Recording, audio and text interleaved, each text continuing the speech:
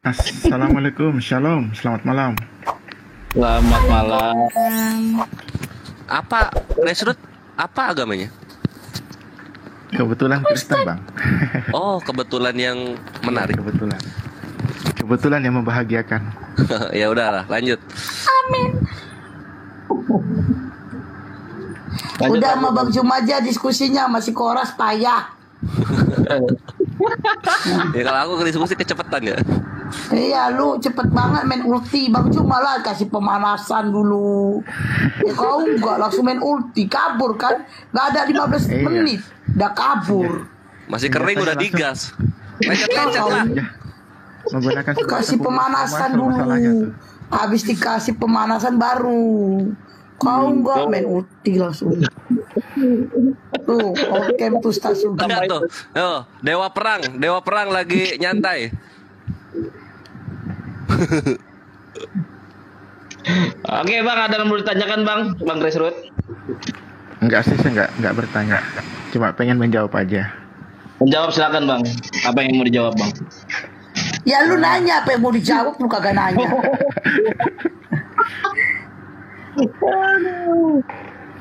Tanya apa ya? Jangan itu ya. Ya paling pertanyaannya itu aja sih Bang Grace. Bang Ya. Grace masih menuhankan anak orang, gitu aja kalau aku. Masih Boleh saya tanya, Bang? Oke, Mas. Apa ya? Oke. Ah udahlah. Di dalam Yohanes 21 ayat 24 itu dikatakan dialah murid yang memberi kesaksian tentang semuanya ini dan yang telah menuliskannya. Kita tahu bahwa kesaksiannya itu benar. Itu perkataan siapa, Bang? Yohanes berapa tadi? Pak? 21 24. Yohanes 21 ayat 4. 24. 24. Boleh saya buka dulu ya, saya cek Oh, ya. silakan. Terima kasih. Dialah murid yang memberi kesaksian tentang semuanya ini dan yang telah menuliskannya. Kita tahu bahwa kesaksiannya itu benar. Pertanyaannya, siapakah dia yang ngomong di ayat itu? Wah parah ini parah. Bang Grace ini Kristen, tapi dia nggak tahu. Sementara Ya. Ustaz Sugi Islam, kok tahu? Wah parah nih, parah. Jangan-jangan Ustaz Sugi nyamar jadi Islam ini. Wah parah. Benar, saya curiga juga kan sama Pak Ustadz Sugi. Iya nyamar jadi Islam tuh Ustaz Saya Sugi akan tuh. berguru sama beliau. Iya. Baik, saya jawab Pak Ustadz ya. Di ayat 24 di situ, dialah murid yang memberi kesaksian tentang semuanya ini dan yang telah menuliskannya, dan kita tahu bahwa kesaksiannya itu benar. Jadi yang menulis ini adalah si penulis Injil Yohanes ini sendiri. Jadi dia mengklaim atas Murid yang dikasihinya itu siapa, Bang? Yohanes sendiri, Yohanes Rasul. Berarti Yohanes cerita tentang Yohanes.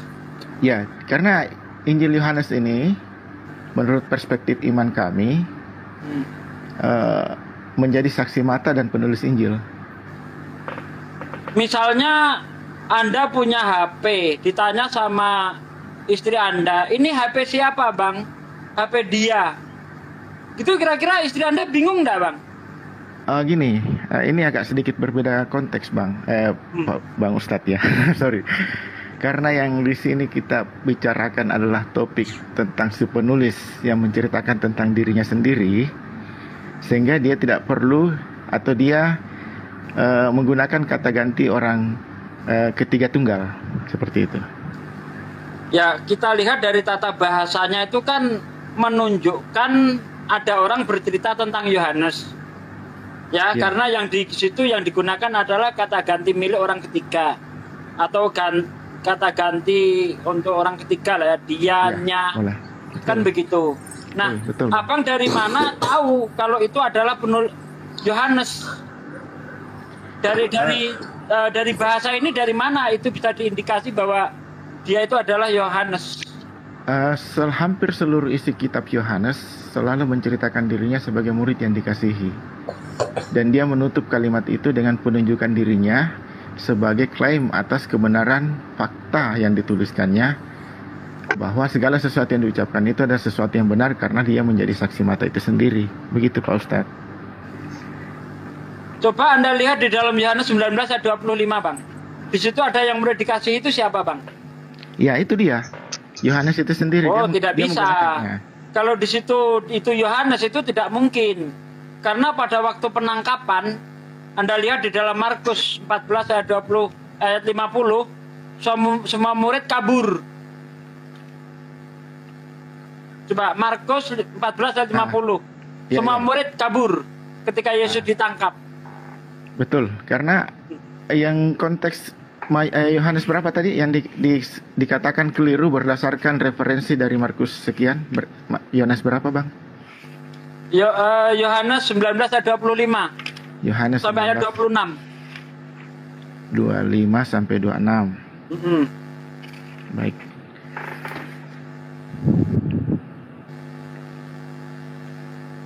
Dan dekat salib Yesus berdiri ibunya dan saudara ibunya, Maria istri Kleopas dan Maria Magdalena. Ketika Yesus melihat ibunya dan murid yang dikasihinya di sampingnya, berkatalah ia kepada ibunya, "Ibu, inilah anakmu." Ini tidak berbicara tentang situasi ketika para murid melarikan diri, Bang. Itu ada murid dikasihin enggak di situ tuh? Ada, betul. Nah, itu di situ perempuan semua kan? Enggak ada laki-lakinya itu. Enggak. Di sini tidak bercerita tentang perempuan semua. Di sini bercerita. Coba di ayat 19 itu dipahami baik-baik itu siapa aja itu. Bahkan kalau Anda lihat di dalam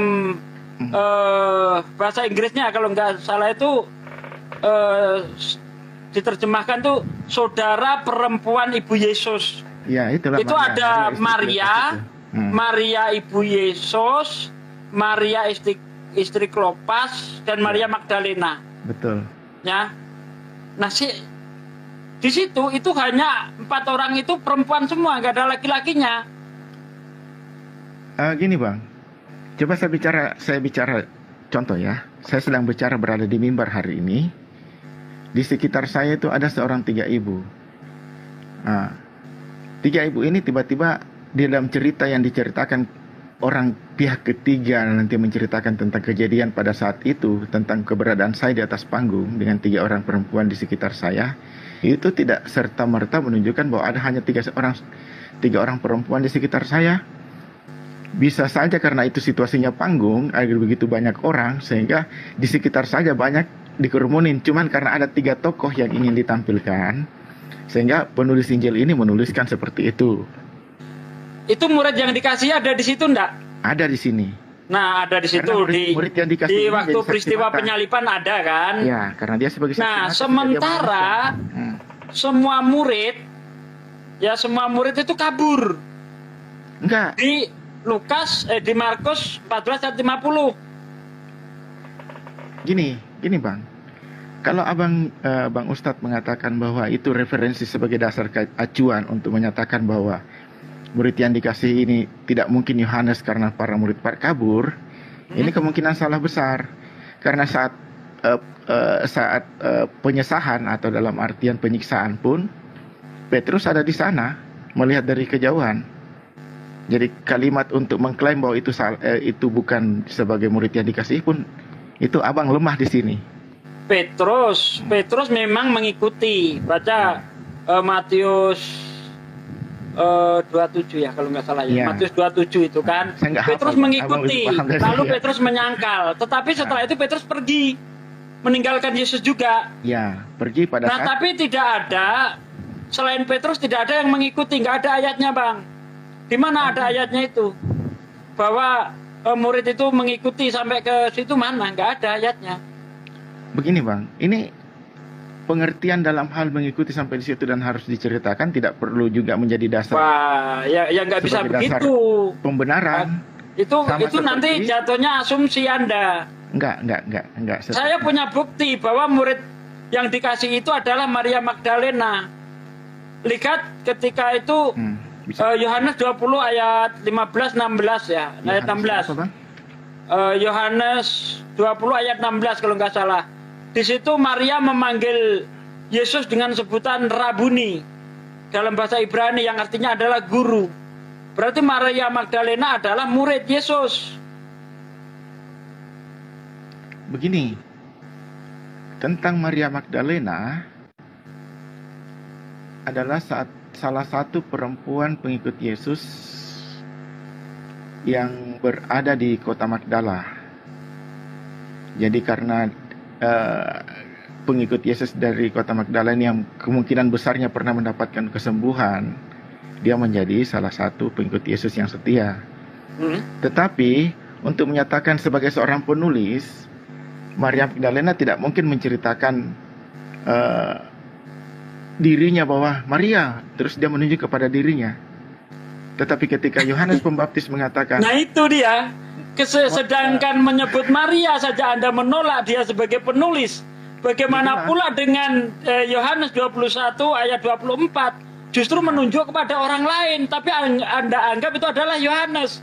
Dialah murid yang dikasihi. Itu masih Anda asumsikan Yohanes. Sementara Maria hanya gara-gara dipanggil Maria, langsung tidak mungkin itu menulis. Ini standar ganda Anda di sini. Nggak bisa seperti itu, Bang. Kenapa Bang Ustadz menunjuk hanya Maria saja, bukan orang yang tidak tertulis sama sekali namanya di sini? Karena hanya ada satu kandidat yang layak disebut sebagai murid yang dikasihi, dia adalah Maria Magdalena. Karena Maria Magdalena ini sangat berbakti kepada Yesus. Bahkan Maria Magdalena ini pernah memecahkan minyak narwastu ya di kepala Yesus, lalu diusapkan. Maria Magdalena ini juga yang menciumi Yesus, menciumi kaki Yesus. Nggak ada lain, nggak ada kandidat lain selain Maria Magdalena, Bang. Jika Maria Magdalena sebagai salah satu calon tunggal untuk menunjuk kepada seorang penulis dari kitab Yohanes, maka saya akan katakan presa posisi abang ini lemah. Anda tahu nggak? Ada Injil Maria Magdalena yang diapokripkan. Nah ini Anda tahu nggak? Begini, saya kurang paham tentang itu. Nah itu dia ada, Bang. Salah satu Injil jangankan yang diapokripkan itu adalah Injil Maria Magdalena. Benar. Jangankan Injil Thomas juga ada, Injil ada, bahkan ada yang dianggap sebagai Injil yang penulisnya benar, cuman karena kepentingan atas dorongan Roh Kudus menilai melalui gereja bahwa tulisan ini tidak layak untuk dikanonkan sebagai Alkitab, pun juga tidak dimasukkan dalam Alkitab. Jadi bukan cuman Injil-Injil yang memang benar sumbernya saja, bahkan yang dinyatakan bahwa itu benar tulisan para rasul pun tidak dikanonkan seperti itu, Bang. Iya, saya tahu. Intinya kan bukan masalah ditolak gereja atau tidak. Intinya itu ada Injil Maria Magdalena. Nah, saya mencurigai yang dimaksud di dalam Yohanes 21 ayat 24 itu adalah Maria Magdalena. Karena yang kalau kita nanti korelasikan dengan Yohanes 19 ayat 25-26, di situ ada murid yang dikasihi, tidak ada lain dan tidak bukan, dia adalah Maria Magdalena, karena laki-laki nggak ada di situ. Coba Anda lihat deh, bahkan di film sekalipun tidak ada gambar laki-laki di situ. Ada, Bang. Di film nggak ada. Di film itu bukan jadi jaminan. Iya, itu kan gambaran dari Bible, Bang. Karena jelas sekali ya. Di situ dikatakan yang perempuan-perempuan itu siapa aja? Ya, saudara perempuan Ibu Yesus. Ya. Maria Ibu Yesus, Maria istri Klopas, dan Maria Magdalena. 4 semuanya perempuan, tidak ada laki-lakinya. Cek kalau nggak percaya. Nah, kira-kira kalau saya mengatakan sebegini, saya sedang berdiskusi, contohnya di situ Bang Suma sedang berdiskusi dengan beberapa orang. Di situ ada Pak Ustadz Sugi, ada Bang Kores, misalnya ada MCT. Apakah saya harus menyatakan nama saya sendiri? Kan saya cukup mengatakan bersama dengan murid yang dikasihinya. Artinya dengan kalimat itu menunjukkan saya sebagai pihak yang ada di situ sebagai turut hadir, tapi menggunakan kata ganti milik ketiga. Seperti itu, atau pihak ketiga. Ini ya, saya bacakan ya. Dan dekat salib Yesus berdiri ibunya dan saudara perempuan ibunya. Maria istri Klopas dan Maria Magdalena. Ketika Yesus melihat ibunya dan murid yang dikasihinya di sampingnya, berkatalah kepada ibunya, "Ibu, inilah anakmu." Kemudian katanya kepada muridnya, "Inilah ibumu." Dan sejak saat itu murid itu menerima dia di dalam rumahnya. Orang Yahudi mana, tradisi Yahudi mana yang menerima laki-laki dewasa satu rumah? Tidak ada, Bang. Tradisi Yahudi nggak seperti itu. Nggak boleh satu rumah, walaupun itu sudah jadi anak adopsi, nggak boleh satu rumah, Bang. Tidak ada seperti itu. Alasan Anda itu sangat lemah sekali. Coba tunjukkan kepada saya satu ayat saja bahwa para murid itu, ya setelah lari kocar-kacir itu, dia datang lagi ke situ. Bahkan kalau kita lihat ketika Yesus bangkit dari kematian, Anda lihat di dalam Lukas 24 ayat 36 sampai 43, para murid posisinya masih sembunyi. Ketika Yesus tiba-tiba hadir, "Shalom, semoga kamu sejahtera." Para murid takut dan mengeri. Takut dan ngeri, menyangka Yesus itu adalah hantu. Lalu kata Yesus, "Mengapa kamu takut? Ini aku sendiri. Lihatlah, rabalah tangan dan kakiku. Karena bagi roh tidak memiliki daging dan tulang, seperti yang ada pada diriku." Posisi para murid masih sembunyi. Tidak ada ayat yang bisa Anda tunjukkan kepada kita bahwa para murid kembali untuk melihat Yesus disalib. Tidak ada. Kecuali Anda punya ayat yang bisa membantah argumen saya. Silakan. Begini Bang, ini ya agak beda konteks ini Abang, sebagai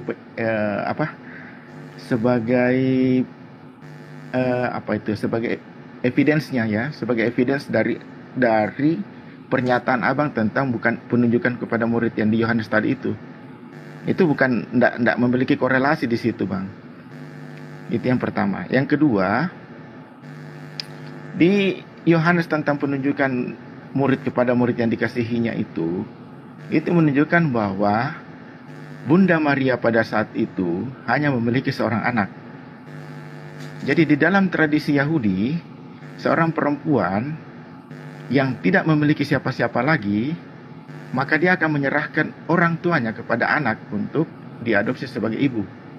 Nah ini dalam gereja kami itu kami anggap sebagai apa yang disebut dengan tipologi, sebagai Maria diserahkan kepada gereja sebagai ibunya.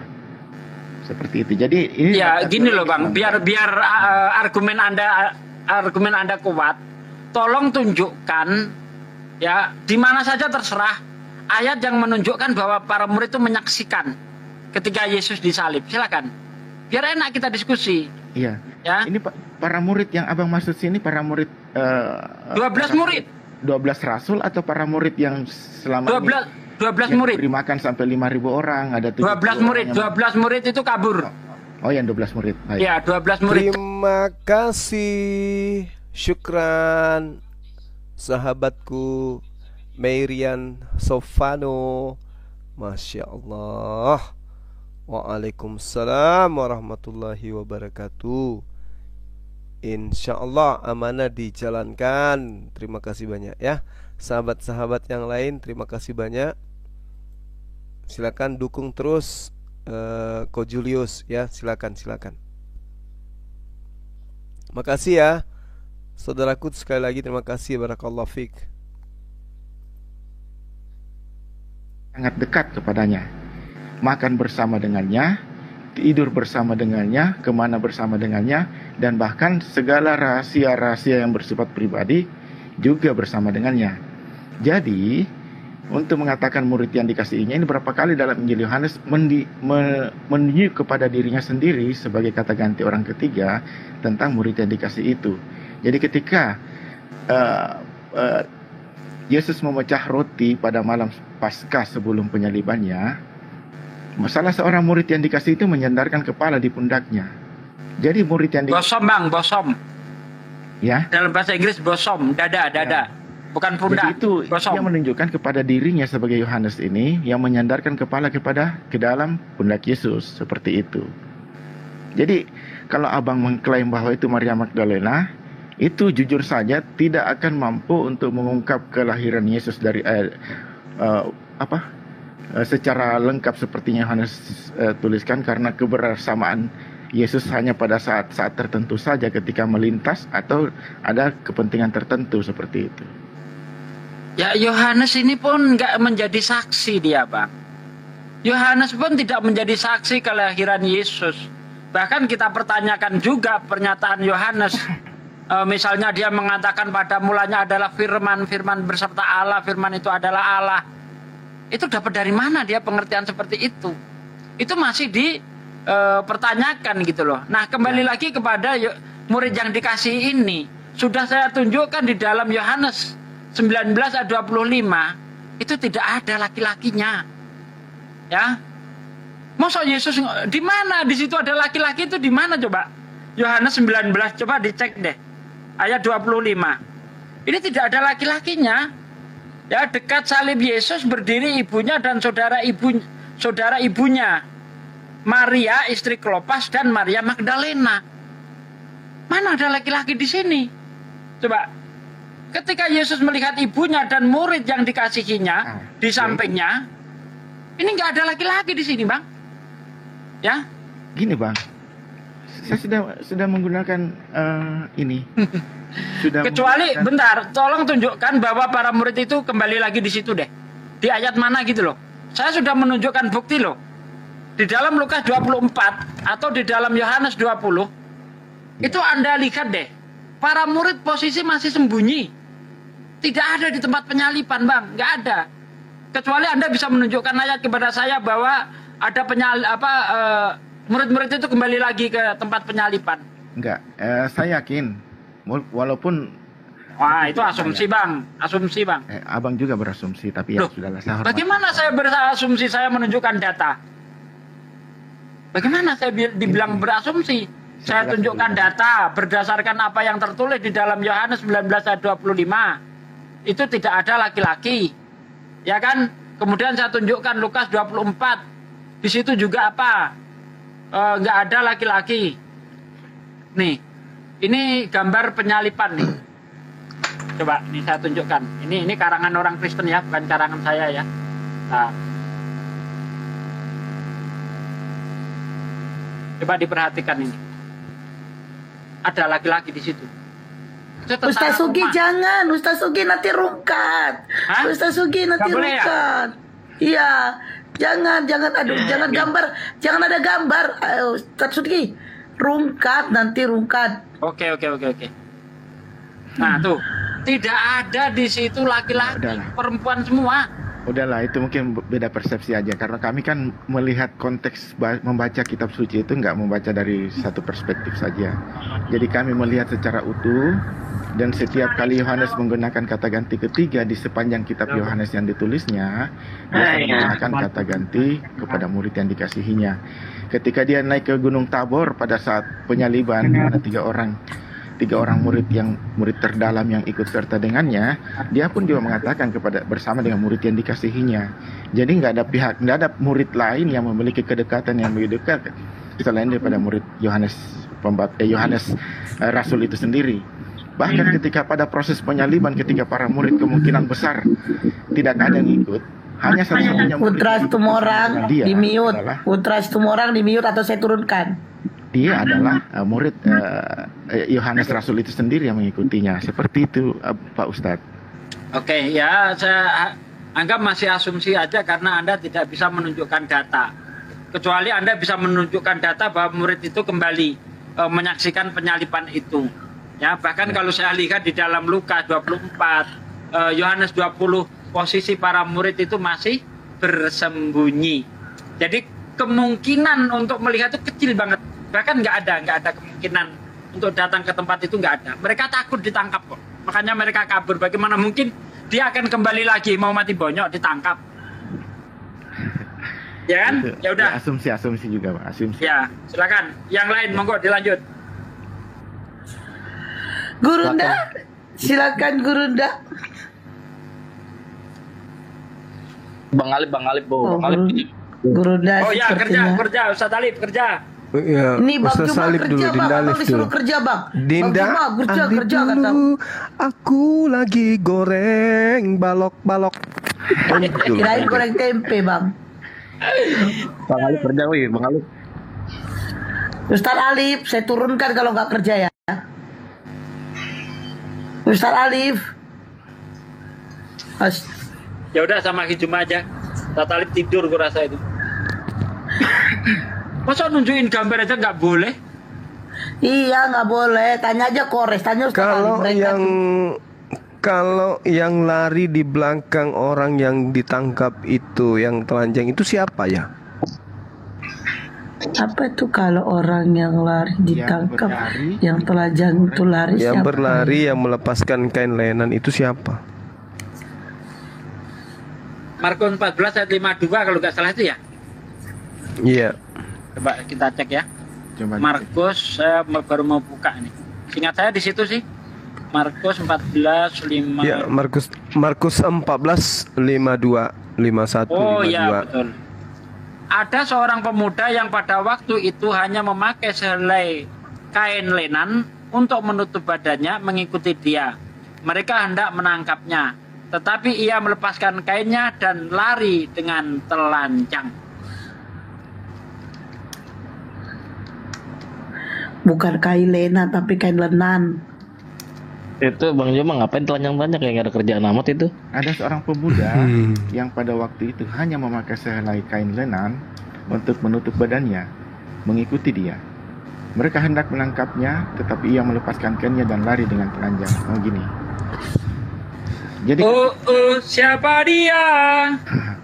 ini nggak dijelasin siapa orang itu, tapi ini menggambarkan bahwa seorang pemuda yang ikut bersama dengan dia ini, ketika Tuhan Yesus ditangkap, dia posisinya juga sepertinya sedang ketakutan, sehingga hanya menggunakan kain lenan saja di badannya dan itu pun ditangkap, sehingga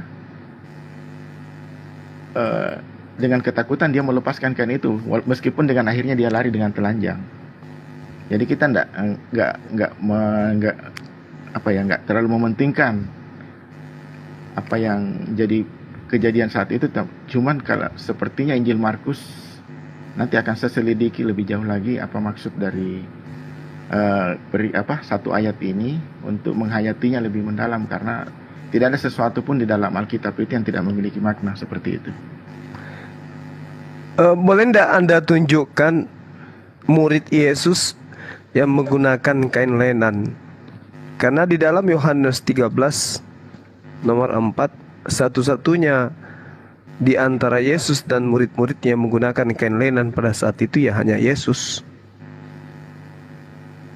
Dan satu hal lagi, ketika kemudian Yesus yang ditengarai ditangkap pada saat itu, ya, tentara Romawi itu tidak mengenal Yesus.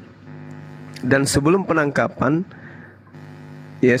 Yudas dan tentara Romawi itu datang kepada tempat persembunyian Yesus, lalu ditanya, "Siapa yang engkau cari?" "Yesus dari Nazaret." Lalu yang bertanya itu mengatakan, "Akulah dia.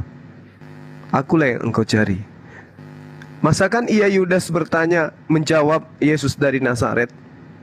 Kalau yang bertanya ini adalah benar-benar gurunya, harusnya Yudas itu mengatakan, "Engkau yang aku cari."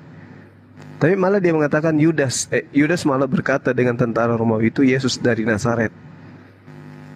Enggak. Ada apa? Kok Yudas tidak mengenal gurunya sendiri? Enggak seperti itu, Bang. Iya, Yohanes lalu- 18, Bang. Ada baca ya? Ya, lalu ketika kemudian orang itu berkata, "Yesus yang kau cari," dia mengatakan, "Akulah yang kau cari." Yudas mundur dan terjatuh. Ada apa?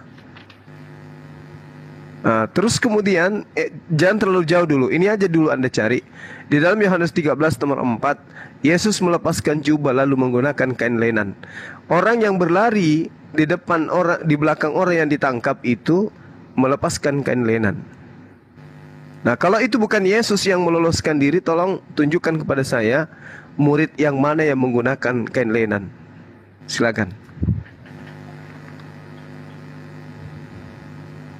Gini, pertanyaannya abang ini kan ketika di mana membuktikan bahwa Tuhan Yesus membuktikan satu-satunya orang yang menggunakan kelainan itu. Ya, karena Yesus memang diceritakan melepaskan jubah dan menggunakan kain lenan sebelum penangkapan. Ya, setelah itu dia memakai jubahnya kembali kan? Di mana itu dituliskan? Ketika selesai dia mencuci kaki para murid, maka dia Ya, mengenakan. di mana dituliskan itu? Saya nggak hafal bang. sorry, saya nggak menghafal. Tapi ceritanya, kronologi ceritanya seperti itu. Jadi ketika para murid setelah acara santap malam atau kami istilahkan sebagai perjamuan terakhir itu, tiba-tiba ia mengambil baskom berisi air dan menggunakan kain, mengikat kain di pinggangnya, lalu ia satu persatu mencuci kaki para murid. Seperti itu. Jadi ketika dia mencuci kaki para murid itu, dia melepaskan jubahnya. Jadi ini sebenarnya simbol akan memperhamba dirinya. Dia mengecilkan lagi dirinya daripada lebih rendah daripada para murid sebagai bentuk wujud pelayanan. Jadi gitu, sebagai ajaran untuk saling melayani dan saling mengasihi. Seperti itu. Iya, sekarang gini, mana dalil Yesus melepaskan kain lenan dan menggantikan jubah? Nggak ada. Kan tidak ada. Beliau menggunakan kain lenan itu dan tidak melepaskan. Kalaupun saudara mengatakan kembali menggunakan jubah, dalilnya mana? Karena dia sudah melepaskan jubah dan menggunakan kain lenan. Saya minta maaf. Nggak ada bang. Nggak ada, ini sudah saya baca sampai ayat 20, nggak ada Yesus pakai jubah lagi, nggak ada. Setelah membasuh kaki murid-muridnya itu nggak ada dia pakai jubah lagi.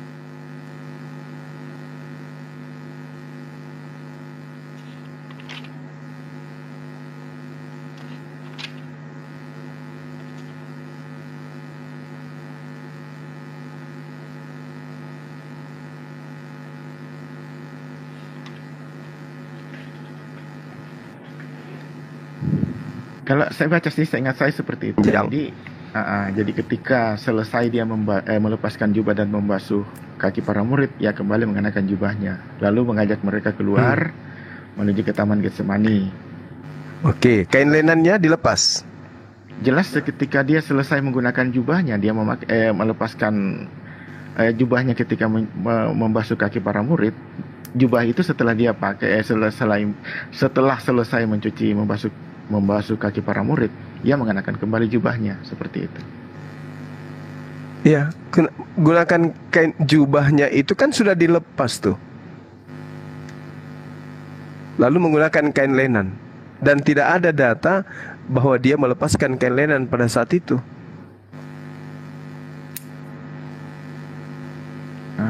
Bagaimana itu, Mas? Sebenarnya saya bisa tunjukkan, Bang. Sederhana sekali, cuma saya nggak terlalu menguasai kitab suci dalam artian menghafal ayat per ayat. Tapi kalau secara konteks utuh, secara holistik saya bisa paham. Ya, jadi tidak ada dalilnya bahwa beliau melepaskan kain lenan setelah itu. Untuk menunjukkan ayat exactly-nya, maksudnya secara nyata menunjukkan ayat, saya tidak bisa tunjukkan karena saya harus membaca dan itu butuh waktu, Bang. Bukan berarti saya tidak bisa tunjukkan, bisa. Cuman saya butuh waktu untuk membaca kembali. Dalam Yohanes 19 ayat 2, Bang. Di situ justru 2. Yesus dipakein jubah ungu oleh para prajurit. Iya. Ya. Prajurit-prajurit menganyam sebuah mahkota duri dan menaruhnya di atas kepalanya. Mereka memakaikan dia jubah ungu. Lalu Yesus keluar bermahkota duri dan berjubah ungu. Maka kata Pilatus kepada mereka, lihatlah manusia itu. Yohanes 19 ayat 23. Sesudah prajurit itu menyalibkan Yesus, mereka mengambil pakaiannya, lalu membaginya menjadi 4 bagian. Untuk tiap-tiap prajurit 1 bagian dari jubahnya, juga mengambil jubah itu. Jubah itu tidak berjahit ya dari atas ke bawah. Nah, ini dia pakai jubah itu setelah penyalipan. Sebelum itu nggak ada pakai jubah, Bang. Coba dicek. Setelah melepas kain lenan itu nggak ada dia berjubah. Sampai peristiwa penyalipan itu pun dikasih oleh tentara Romawi. sambil dikasih mahkota duri, Bang. Jadi begini bang, jubah yang Yesus pakai, jubah ungu yang dikenakan oleh para prajurit itu kepadanya pada saat proses penyesahan di pengadilan itu menunjukkan akan suatu makna simbolik juga. Jadi dalam artian sebagai jubah penghukuman lah, penderitaan seperti itu. Jadi itu makna simbolik, kami sebagai orang Kristen menganggapnya sebagai itu. Dengan memberikan mahkota duri di atas kepalanya, itu juga merupakan makna simbolik. Mengapa harus itu terjadi? Karena dia adalah seorang raja dalam pengertian terlahir dari suatu penderitaan. Jadi melihat konteks kitab suci memang perlu melihat dalam perspektif yang lebih mendalam daripada sekedar ayat per ayat seperti itu.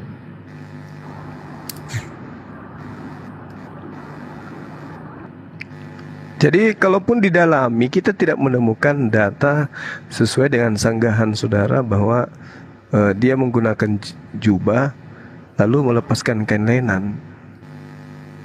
Itu nggak ada datanya Ya, itu, Bang. kalau masalah proses pelepasan itu Bang Suma, pelepasan ketika proses penyaliban terjadi di Bukit Kalvari, di Bukit Golgota maksud saya, maka pada saat itu sebenarnya proses para penulis Injil itu untuk menyatakan penggenapan dari kitab Mazmur.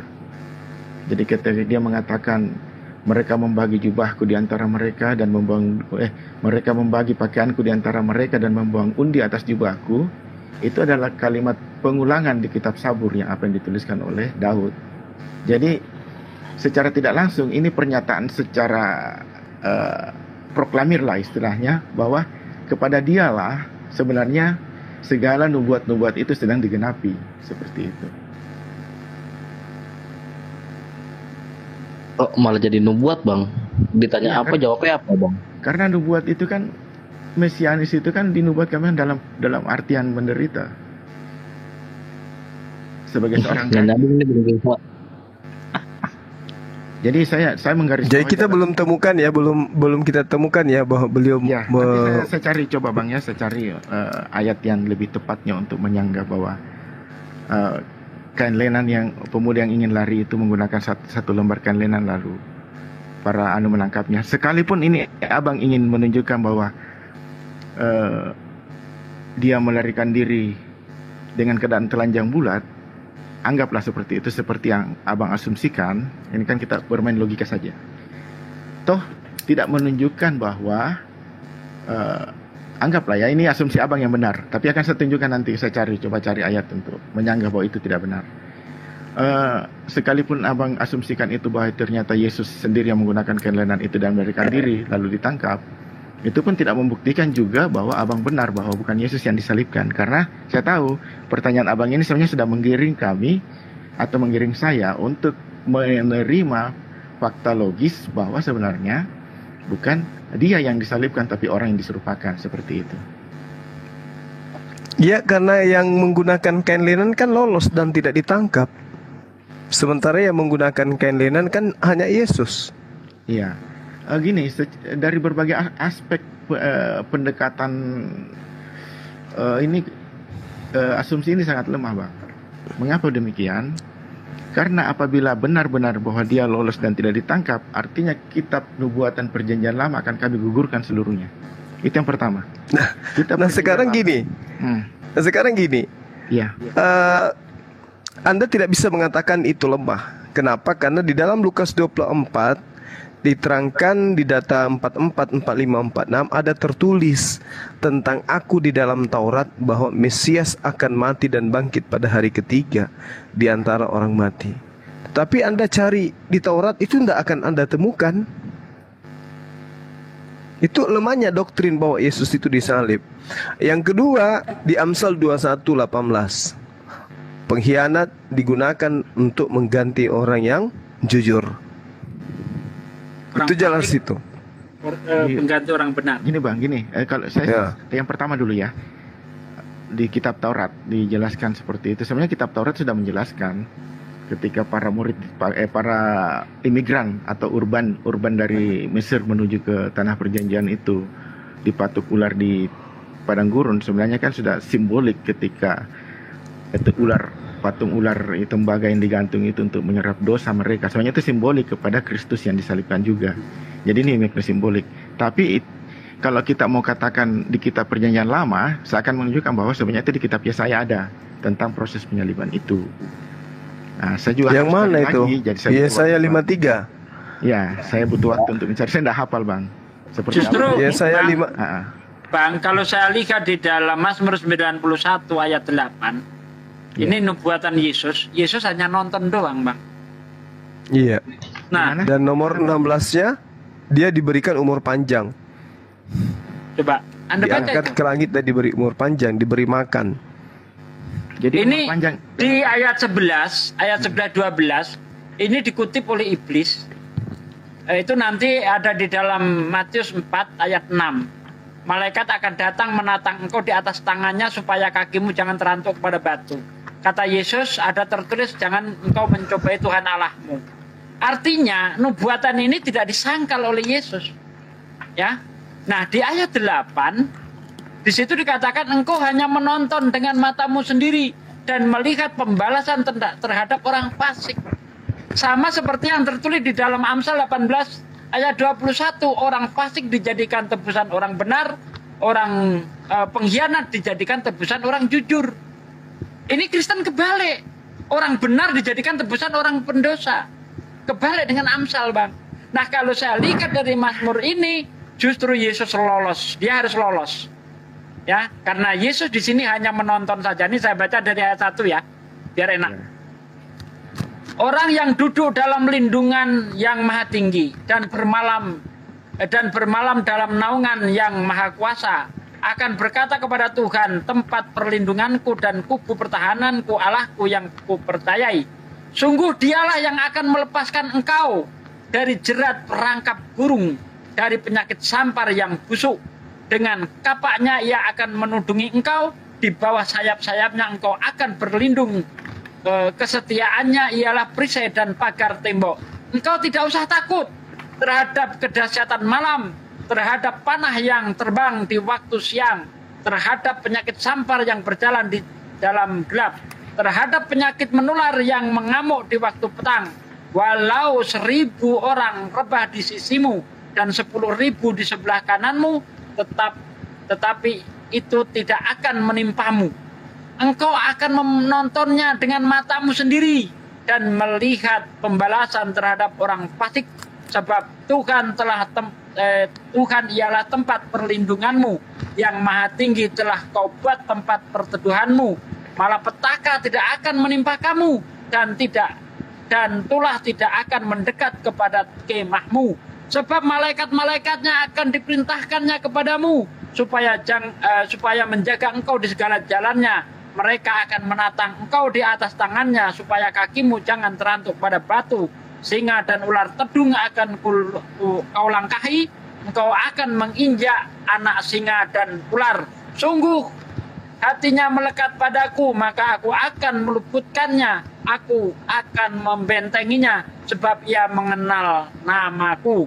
Bila ia berseru kepadaku, aku akan menjawab.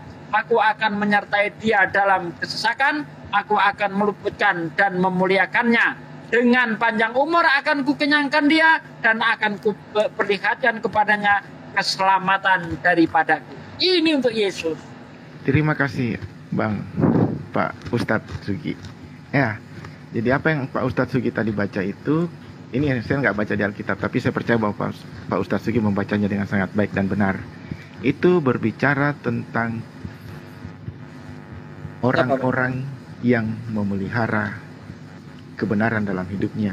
Seperti Bukan Yesus itu, Bang. Itu secara umum. Secara khusus juga berbicara tentang Yesus juga. Karena mengapa? Ini tentang nubuat mesianik. Apabila hidup dalam ketaatan dan segala macamnya, maka dia akan panjang umurnya. Melihat keturunannya. Karena di dalam kekristenan disebutkan bahwa keturunan-keturunan yang akan menjadi ahli waris kerajaan itu adalah orang-orang yang ditebus di dalam namanya. Seperti itu. Oh, jadi keturunan di sini di anu ya, kiaskan gitu jadi ya. kami bukan lagi diikat berdasarkan keturunan garis darah dan seperti apa, tidak lagi. Tapi kami terikat oleh garis keturunan menurut janji. Yaitu Padahal ayat ini dikutip oleh iblis. Ya, untuk membuktikan Yesus itu anak Allah atau bukan. ini, Kata iblis, malaikat akan datang menatang engkau di atas tangannya supaya kakimu jangan teratuh pada batu. saking hebatnya iblis itu, Bang Ustadz ya, sampai dia bisa menggunakan ayat-ayat kitab untuk mengecoh dan menipu. Loh, Yesus tidak menolak loh. Dia tidak menolak, Justru, itu benar. Ya kita benar untuk benar. Yesus kan. Tapi kan di situ ada perintah lain bagi Tuhan, bahwa jangan mencobai Tuhan Allahmu. Jadi ketika kita memenuhi satu kriteria dan tidak melanggar kriteria yang lain, membaca kriteria yang lain, itu harus kita penuhi seluruhnya. Nggak bisa satu kita patuhi tapi melanggar yang lain. Seperti itu. Tidak diketahui adanya motif subjektif Ini apaan? tulisan yang keempat ya. Tidak Ini apa ini? diketahui adanya motif Ada noise ya, ada noise dari mana ini? penulis atau penyalin misalnya Noise, bahwa noise, penulis ini dan noise. penyalin itu mempunyai Feedback. permusuhan Bang Juma, noise Bang Juma. dengan Pak Alawi sehingga Bang Juma lupa di mute. Bang Juma lagi lihat video atau apa. Oke, lanjut. Lanjut lagi Juma. Mana orangnya nih? Bang Juma mendahului aku. Biasanya aku di luar yang bikin video itu Sultan ngasih taburan gift. Ini kali ini Bang Juma ya di luar. Wah, Bang Juma nih. Mana Bang Juma? Lagi Juma, lanjut. Iya. Jadi tadi itu sudah sangat jelas ya, bahwasannya di dalam Amsal 21:18. Kalau saudara masih menyangkal juga, Anda coba lihat di dalam Lukas 22 nomor 16. Yesus di sana berjanji tidak akan makan roti kecuali nanti di kerajaan Tuhan. Itu Yesus berjanji tuh. Tapi di Lukas 24 nomor 30, Yesus malah makan roti. Yesus malah makan roti. Jadi yang mana yang benar? Yesus yang berjanji tidak makan roti kecuali nanti di Tunggu Pak, di Lukas berapa tadi? hari kebangkitan di surga. Lukas 22:16. Ya termasuk Yesus nggak akan minum anggur, tapi nyatanya masih minum anggur dia waktu mau mati. Iya, betul. Di Matius 26 Dia melakukan 29, aktivitas. Yesus berjanji tidak akan minum anggur lagi.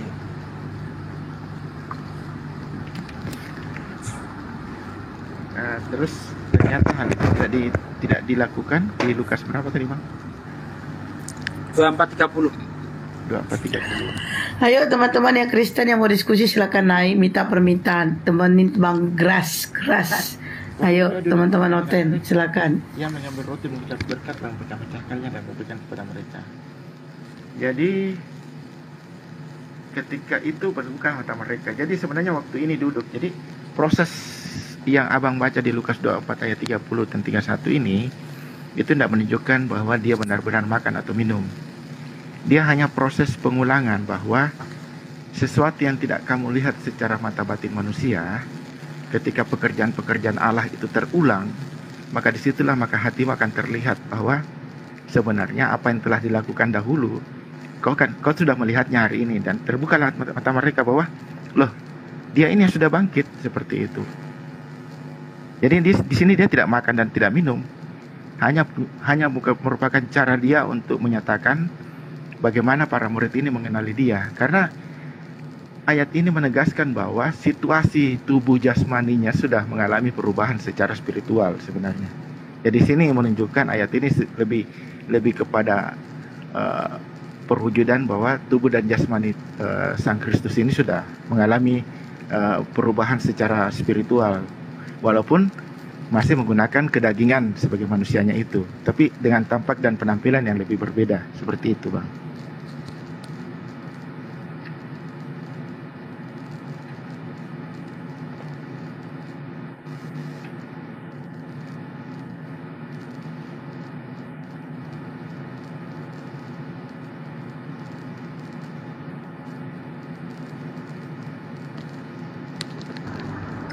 Kok diem?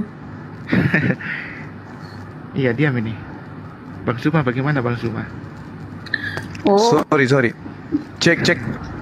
Ya, ada bang, ada. Cek. Ada Gurunda. Selalu saja pasti Anda akan bantah gitu ya. Karena memang polanya ya Yesus harus disalib. Tapi Yesus di situ berjanji tidak akan makan roti lagi kecuali nanti di surga. Dan Lukas 24:30 kan terbukti dia makan roti di sana. enggak Bang, enggak. Kemudian di dalam Matius 26 nomor 29, Yesus janji tidak akan minum anggur lagi kecuali nanti di surga. Tapi faktanya di Yohanes 19 nomor 30, Yesus minum anggur sebelum disalib, sebelum dia mati. Jadi memang ada kontradiksi antara Yesus yang satu dengan pernyataan yang ada gitu loh. Aku berjanji tidak akan minum anggur lagi. Tak taunya sebelum dia mati di atas tiang salib minum anggur lagi. Saya jelasin Bang ya, saya jelasin. Jadi prosesi Paskah bagi orang Yahudi pada saat itu selalu ditutup dengan minum anggur. Mengapa? Karena ketika proses pembukaan Paskah dimulai, prosesnya itu diantaranya adalah proses penyembelihan hewan kurban, seperti dengan domba yang tidak bercacat itu. Lalu mereka tutup dengan minum anggur. Kenyataannya ketika Tuhan Yesus melakukan Paskah, mereka tidak melakukan hewan kurban sama sekali. Tetapi dirinya lah, Sang Kristus ini sendiri jadi simbol bagi penderitaan. Jadi ketika dia menjadi korban dan sempurna di atas kayu salib dengan tergantung dan menjelang akhir hayatnya, lalu anggur itu dia minum dengan sendirinya dan diberikan, yaitu anggur bercampur asam. Lalu dia mengatakan, sudah selesai. Dengan demikian, pernyataan tentang domba Paskah telah digenapi di dalam dirinya. Seperti itu Bang. Ini makna teologis lagi, nggak seperti yang kita asumsikan secara letterlek saja seperti itu. Ya, artinya Yesus melakukan kebohongan kedua kan. Pada saat dia berjanji tidak akan makan roti, ternyata makan roti. Pada saat dia berjanji tidak akan minum anggur, tapi minum anggur. Berarti dia pembohong kan. Minum anggur yang dia Sedangkan di dalam Amsal 11, di Amsal 11 di data nomor 8, orang benar diselamatkan dari kesukaran, lalu orang fasik menggantikannya. Di antara Yesus mengatakan dalam Yohanes 7 ya, nomor 60 kalau nggak salah. Beliau mengatakan bahwasanya akulah yang telah memilih kalian yang 12 orang, tapi salah satu di antara kalian adalah iblis. Iblis di sini Yudas. Berarti Yudas ini adalah orang fasik. Maka Yesus diselamatkan, digantikan sama oleh orang fasik. Jangan dibalik. Yesus kemudian menjadi korban untuk orang fasik. Yang ada di dalam kitabnya orang Yahudi, Amsal 11 nomor 8, Amsal 21 nomor 8, jelas bahwa orang fasik ini dipakai sebagai tebusan bagi orang yang benar. Dan pengkhianat juga dipakai untuk mengganti orang yang jujur. Ini fakta di dalam kitabnya orang Yahudi. Tapi dengan dipaksakannya Yesus demi untuk nebus dosa orang Romawi dan Yunani, karena ini nggak berlaku bagi orang Yahudi nih. Konsep ini nggak diajarkan ke orang Yahudi. Ini konsep mati salib, bangkit. Panjang sih penjelasannya. Yesus mati bangkit dari kematian itu hanya dijual ke Romawi, tidak dijual kepada Yahudi. Maka kemudian ketika dikatakan orang fasik dipakai ganti ke orang jujur, nggak jelas Yesus itu diselamatkan. Nah, tapi Anda harus mati-matian untuk memperjuangkan supaya Yesus itu disalib, karena ini adalah hadiah Paulus kepada orang Roma. Baca di dalam Roma 10, situ sangat jelas tuh. Roma 14 nomor 9, Yesus yang engkau salibkan itu telah dibangkitkan oleh Tuhan untuk menjadi Tuhan. Jadi tujuan daripada penyaliban Yesus itu adalah sebenarnya untuk disembah, bukan untuk menebus dosa, bukan, tapi untuk disembah, dihadiahkan kepada Romawi dan Yunani. Apa buktinya? 14 surat Paulus yang bercerita tentang Yesus itu semuanya keseluruhannya bukan ditulis oleh Paulus untuk orang Yahudi, tapi ditulis oleh Paulus untuk orang Romawi dan Yunani. Makanya di dalam Galatia 1, 16, 17 dia mengaku, aku diutus kepada orang-orang non-Yahudi yang tidak bersunat. Nah, jadi tentang Yesus itu mati, bangkit, itu hadiah untuk Romawi Yunani. Anda boleh cari data di mana ada data Paulus menuliskan tentang Yesus, tentang penyaliban dan seterusnya yang yang diberikan kepada orang Yahudi. Enggak akan Anda temukan itu. Kenapa? Karena Tuhan telah berjanji di dalam Yeremia 31 nomor 31 sampai 36. Tuhan memberikan perjanjian baru, yaitu Tuhan akan memasukkan hukum Taurat ke dalam batin setiap Bani Israel. Jadi hukum Paulus tidak berlaku bagi Bani Israel. Makanya Paulus hanya menjajakan kepada Roma Yunani, nyebrang sampai Belanda, Portugis, mereka kemudian bawa ke Indonesia, dan Anda imani. Itu poinnya, Bang. Jadi silakan Anda berjuang mati-matian untuk Yesus disalibkan agar dosa Anda itu diselamatkan, tetapi Yesus juga akan berjuang bahwa dia adalah utusan Tuhan, bahkan dikatakan sebagai anak Tuhan untuk diselamatkan. Tadi guru saya sudah menunjukkan nubuatan di Mazmur 91. Dan kita sudah menunjukkan adanya dua oknum yang berbeda. Kalau Anda memaksakan Yesus makan roti, Yesus minum anggur, berarti dia adalah pembohong. Begitu juga lelaki yang melepaskan kain lenan, Anda juga tidak temukan. Selain Yesus tidak ada yang lain. Ya silakan aja Anda berasumsi, Anda beralibi, Anda berdalih. Itu hak Anda sebagai seorang Kristen. Tapi kami hanya tersenyum karena Anda membantah semua data dalil yang ada di kitab saudara sendiri. Silakan. Baik Bang, terima kasih. Bang Suma itu tadi mengatakan di kitab Roma mengatakan bahwa Allah telah mengangkatnya dia menjadi Tuhan, apa ya, saya lupa redaksi bahasanya seperti itu. Gini Bang, kalau dalam pandangan teologi Kristiani, ini agak sedikit filosofis lagi. Pemenuhan Kristus adalah perwujudan atau merupakan pemenuhan dari keilahian itu sendiri. Jadi di dalam dialah tinggal seluruh kepenuhan Allah. Jadi ini sebenarnya makna teologis. Jadi nggak ada lagi kesempatan bagi sesuatu di luar Allah itu untuk menyatakan diri, untuk membantah ataupun untuk menolak. Mengapa demikian? Karena secara de facto dia telah menunjukkan kepenuhan di dalam semua dimensi. Seperti itu. Jadi ini agak sedikit filosofis Bang, agak panjang penjelasannya. Mengapa harus dia yang Allah, yang transenden? Maaf, saya kok mendengarnya suara saudara saya ini kecil ya? Sama Bang. Iya, saya kesusahan konsentrasi pasang kuping itu. Bisa nggak dibesarin sedikit, Bang? Oke. Silakan. Kayaknya mungkin speaker saya yang jelek ini. Kedengaran Bang? Udah ada bagus. Iya. Jadi saya lanjutkan aja bahwa kenapa menjadi Tuhan, karena Allah di dalam Kristus itu adalah Allah yang sempurna. Begini, Allah adalah dimensi spiritual, Allah dimensi transendental. Ada satu tempat di mana Allah tidak bisa berada di tempat yang kecil. Allah tidak bisa berada di tempat yang terbatas. Allah tidak bisa berada di tempat yang tidak kudus. Allah tidak bisa berada di tempat yang antitesa dari kebesaran itu sendiri, atau ketidakterbatasan itu sendiri. Jadi di dalam Kristus Allah memenuhi semua dimensi itu. Dimensi dia yang tidak terbatas itu memenuhi juga dimensi yang terbatas. Dimensi yang maha luas yang tidak terukur itu juga memenuhi juga dimensi yang sangat terbatas dan sangat terukur. Dimensi yang sangat kudus yang luar biasa memenuhi juga di tempat yang sangat tidak kudus ketika dia mati dan masuk ke dalam alam maut.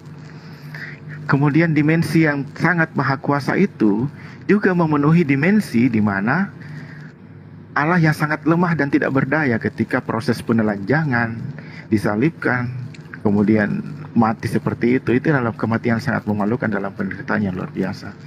Jadi di dalam kekristenan, pandangan teologi keilahian itu, dia tidak memiliki tempat terkecil dimanapun bahwa dia tidak berkuasa di sana. Seperti itu. Ini pandangan teologis Bang. Jadi memang kita kalau melihat Dari gini aja lah, sederhana aja. Saya ingin membahas satu logika. Kira-kira ada nggak Allah lebih bodoh daripada saya? Kalau Allah lebih bodoh daripada tidak lebih bodoh daripada saya, berarti ada satu sisi di mana Allah tidak bisa mengenal saya, yaitu kebodohan saya. Ini teologis, filosofis ini.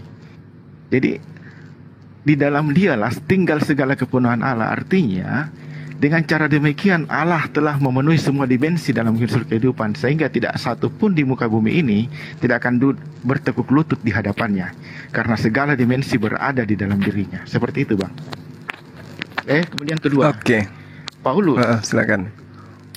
Paulus mengapa harus dikatakan sebagai rasul non Yahudi dan diutus untuk orang yang tidak bersunat? Begini abangku yang paling saya sayangi. Beberapa kali saya dengar Bang Suma ini melakukan dialog dengan coba. Saya melihat saudara-saudara Kristen saya kurang beradab sih, minta maaf Bang ya, karena selalu lebih kepada intimidasi emosional daripada ketimbang logika sebenarnya gitu. Baik, saya lanjut Bang. Saya hormat sama Bang Suma. Mengapa Paulus diutus kepada orang-orang yang tidak bersunat? Karena kita nggak tahu proses apa yang terjadi ketika dalam perjalanannya menuju ke Damsyik atau Syria, dan tiba-tiba dia melihat bertemu dengan cahaya terang itu. Di situ dalam pergulatan spiritualnya tiba-tiba dia merasakan bukan tiba-tiba sih, dia merasakan panggilan ilahi itu datang kepadanya. Jadi ketika matanya yang melihat tidak melihat kebenaran, tetapi ketika matanya yang telah buta oleh karena cahaya terang cahaya itu, justru disitulah dia melihat kebenaran itu. Ini juga bermakna simbolik. Tetapi disinilah makna perutusan dia. Ada pergulatan rohani yang mungkin terjadi sepanjang proses 3 hari sebelum dia disembuhkan oleh Ananias. Kemungkinan besar di situ dia mendapatkan semacam petunjuk untuk menyebarkan. Bagaimanapun juga Rasul Paulus adalah seorang yang ahli kitab suci dalam perjanjian lama, terutama orang-orang Yahudi, karena dia masuk keturunan, kalau nggak salah keturunan yang memegang erat tradisi Yahudi, sehingga dia sangat paham dan sangat mengerti betul bagaimana janji-janji mesianik dalam perjanjian lama itu terpenuhi dalam Kristus Yesus. Seperti itu Bang. Mengapa kepada orang yang tidak bersunat? Karena hikmat. Mengapa demikian? Karena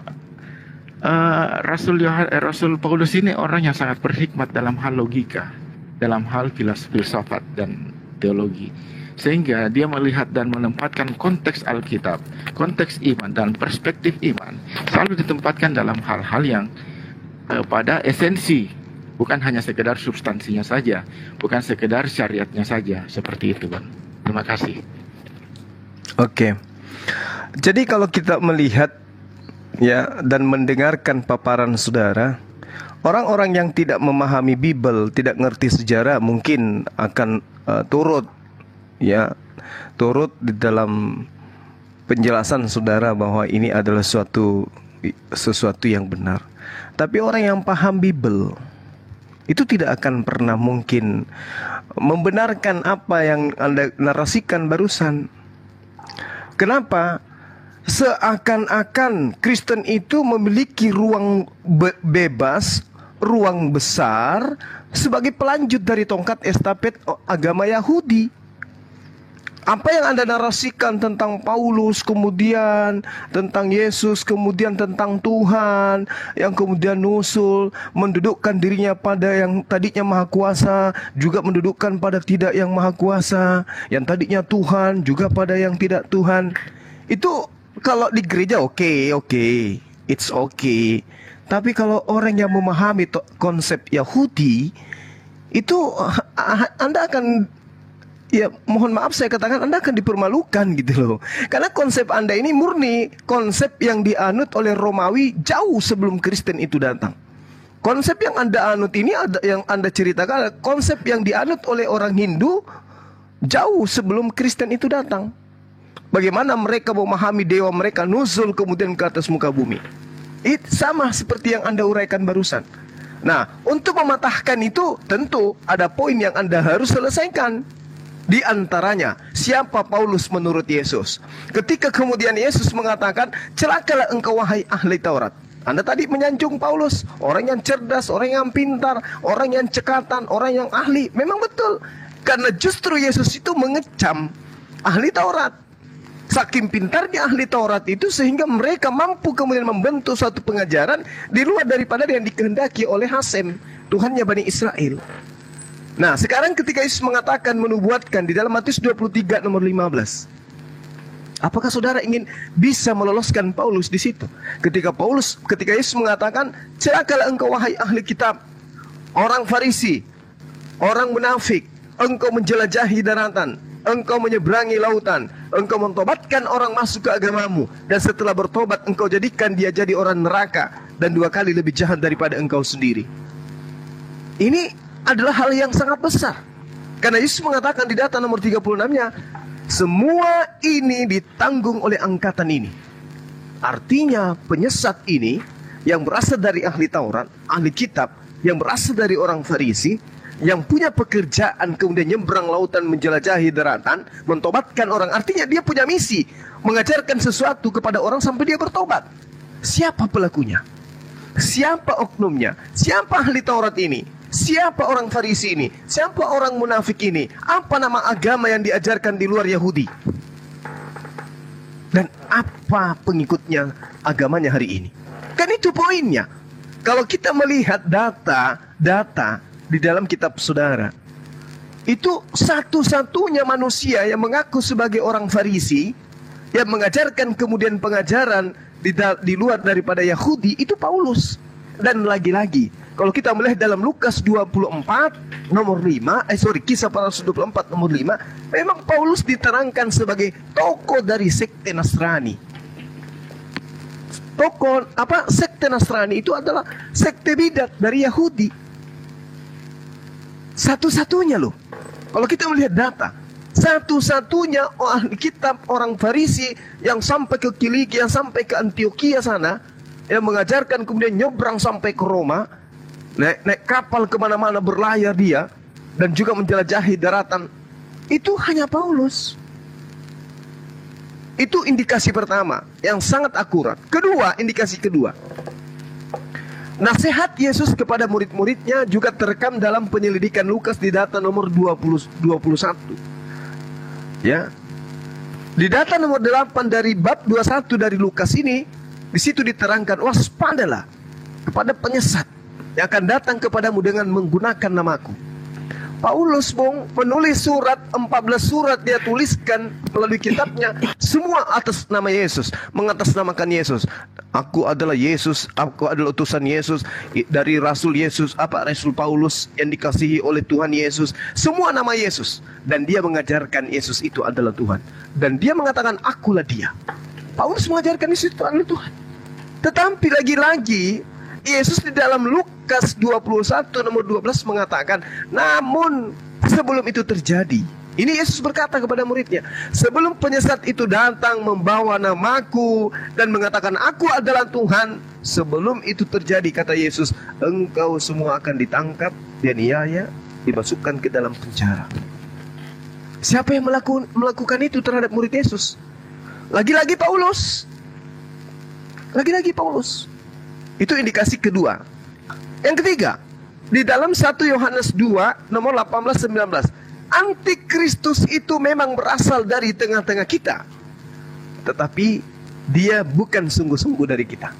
Jadi berasal dari tengah-tengah lingkaran penganut ajaran Yesus itu, orang-orang seangkatan Yesus. Yang terakhir, pada saat Yakub memanggil semua anaknya, ke-12 anaknya, Yakub menubuatkan semua anaknya. Dia dinubuatkan satu-satu, dan dinubuatkan Yusuf, dinubuatkan kemudian semua, Ruben dinubuatkan semua. Lalu kemudian tibalah sampai kepada Benyamin di data nomor 27 di Kejadian 49 itu, Yakub menubuatkan dia, Benyamin, lakumu kelak, keturunanmu kelak akan berlaku seperti serigala. Pada malam hari dia merampas, pada siang hari dia membagi-bagikan rampasannya. Ini kata Yakub kepada Benyamin. Di dalam Roma 11 nomor 1, Paulus mengaku sebagai keturunan Benyamin. Begitu juga di dalam Filipi, di Filipi 3, beliau juga mengaku sebagai orang Farisi. Dan juga di dalam Kisah Para Rasul 23 nomor 6, lagi-lagi dia mengaku sebagai keturunan Benyamin dari orang Farisi. Nah, kenapa saya katakan bahwasanya nubuat Yakub itu betul adanya terjadi? Pertama, Anda sebagai seorang Kristen, dari mana Anda mendapatkan ajaran Kristen itu? Nyembah manusia, nyembah Yesus, dengan konsep yang Anda utarakan tadi. Itu dari mana Anda dapatkan? Pasti semuanya dari Paulus. Jadi Paulus ini mengambil, merampas dari ajaran Yahudi, kemudian dibagi-bagikan ke Romawi. Nubuat Yakub itu terlaksana, nubuat Yesus juga terlaksana, nubuat Musa juga terlaksana tentang nabi palsu. Jelas itu. Jadi ketika hari ini Anda mengatakan Yesus disalibkan, Yesus begini dan begono, ya tidak ada paksaan, Bung. Tetapi lagi-lagi Anda harus memperjuangkan iman Anda. Siapa lagi yang akan membantu siapa lagi yang akan membantu makhluk yang merasuki Yudas kalau bukan Anda? Andalah yang harus menjadi penerus makhluk yang merasuki Yudas, agar Yesus itu disalibkan, agar orang-orang di luar Romawi Yunani itu bisa mengimani Yesus. Silakan dengan logika Anda. Terima kasih Bang Suma. Mantap sekali Bang Suma. Luar biasa, saya salut ini. Sangat mendalam pemahaman Alkitab. Saya bahkan tidak paham sama sekali setiap ayat. Demikian hafalnya. Baik, saya kembali ke kelanjutan dari topik terakhir yang kita bahas tadi, Bang. Abang mengatakan bahwa bagaimana mungkin orang-orang Kristen dengan sangat percaya dirinya menganggap bahwa estafet dari perjanjian Allah ini dilanjutkan oleh kekristenan, seperti itulah bahasanya. Begini, Bang. Di dalam kekristenan kami membagi dalam dua Alkitab. Alkitab itu terbagi atas dua, yaitu Perjanjian Lama dan Perjanjian Baru. Perjanjian Lama adalah proses penciptaan Allah, penciptaan manusia. Lalu manusia itu jatuh ke dalam dosa. Lalu di situ Allah menjanjikan tentang janji keselamatan melalui proses pemulihan. Lalu dalam proses pemulihan itu, dalam proses itu diceritakan beberapa tokoh yang pada prinsipnya ada 1.500 tahun lamanya, zaman kurang lebih, tapi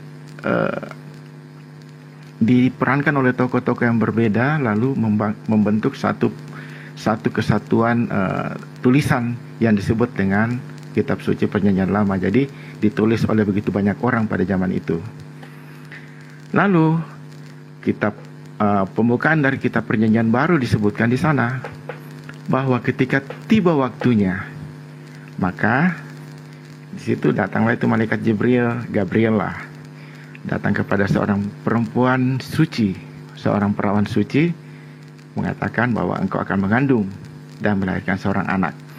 Jadi keberlanjutan antara janji Allah di proses mulai penciptaan sampai kejatuhan dan pembentukan satu bangsa sebagai sarana proses kelahiran karya keselamatan Allah ini, sampai melahirkan satu generasi bangsa yang disebut bangsa Israel.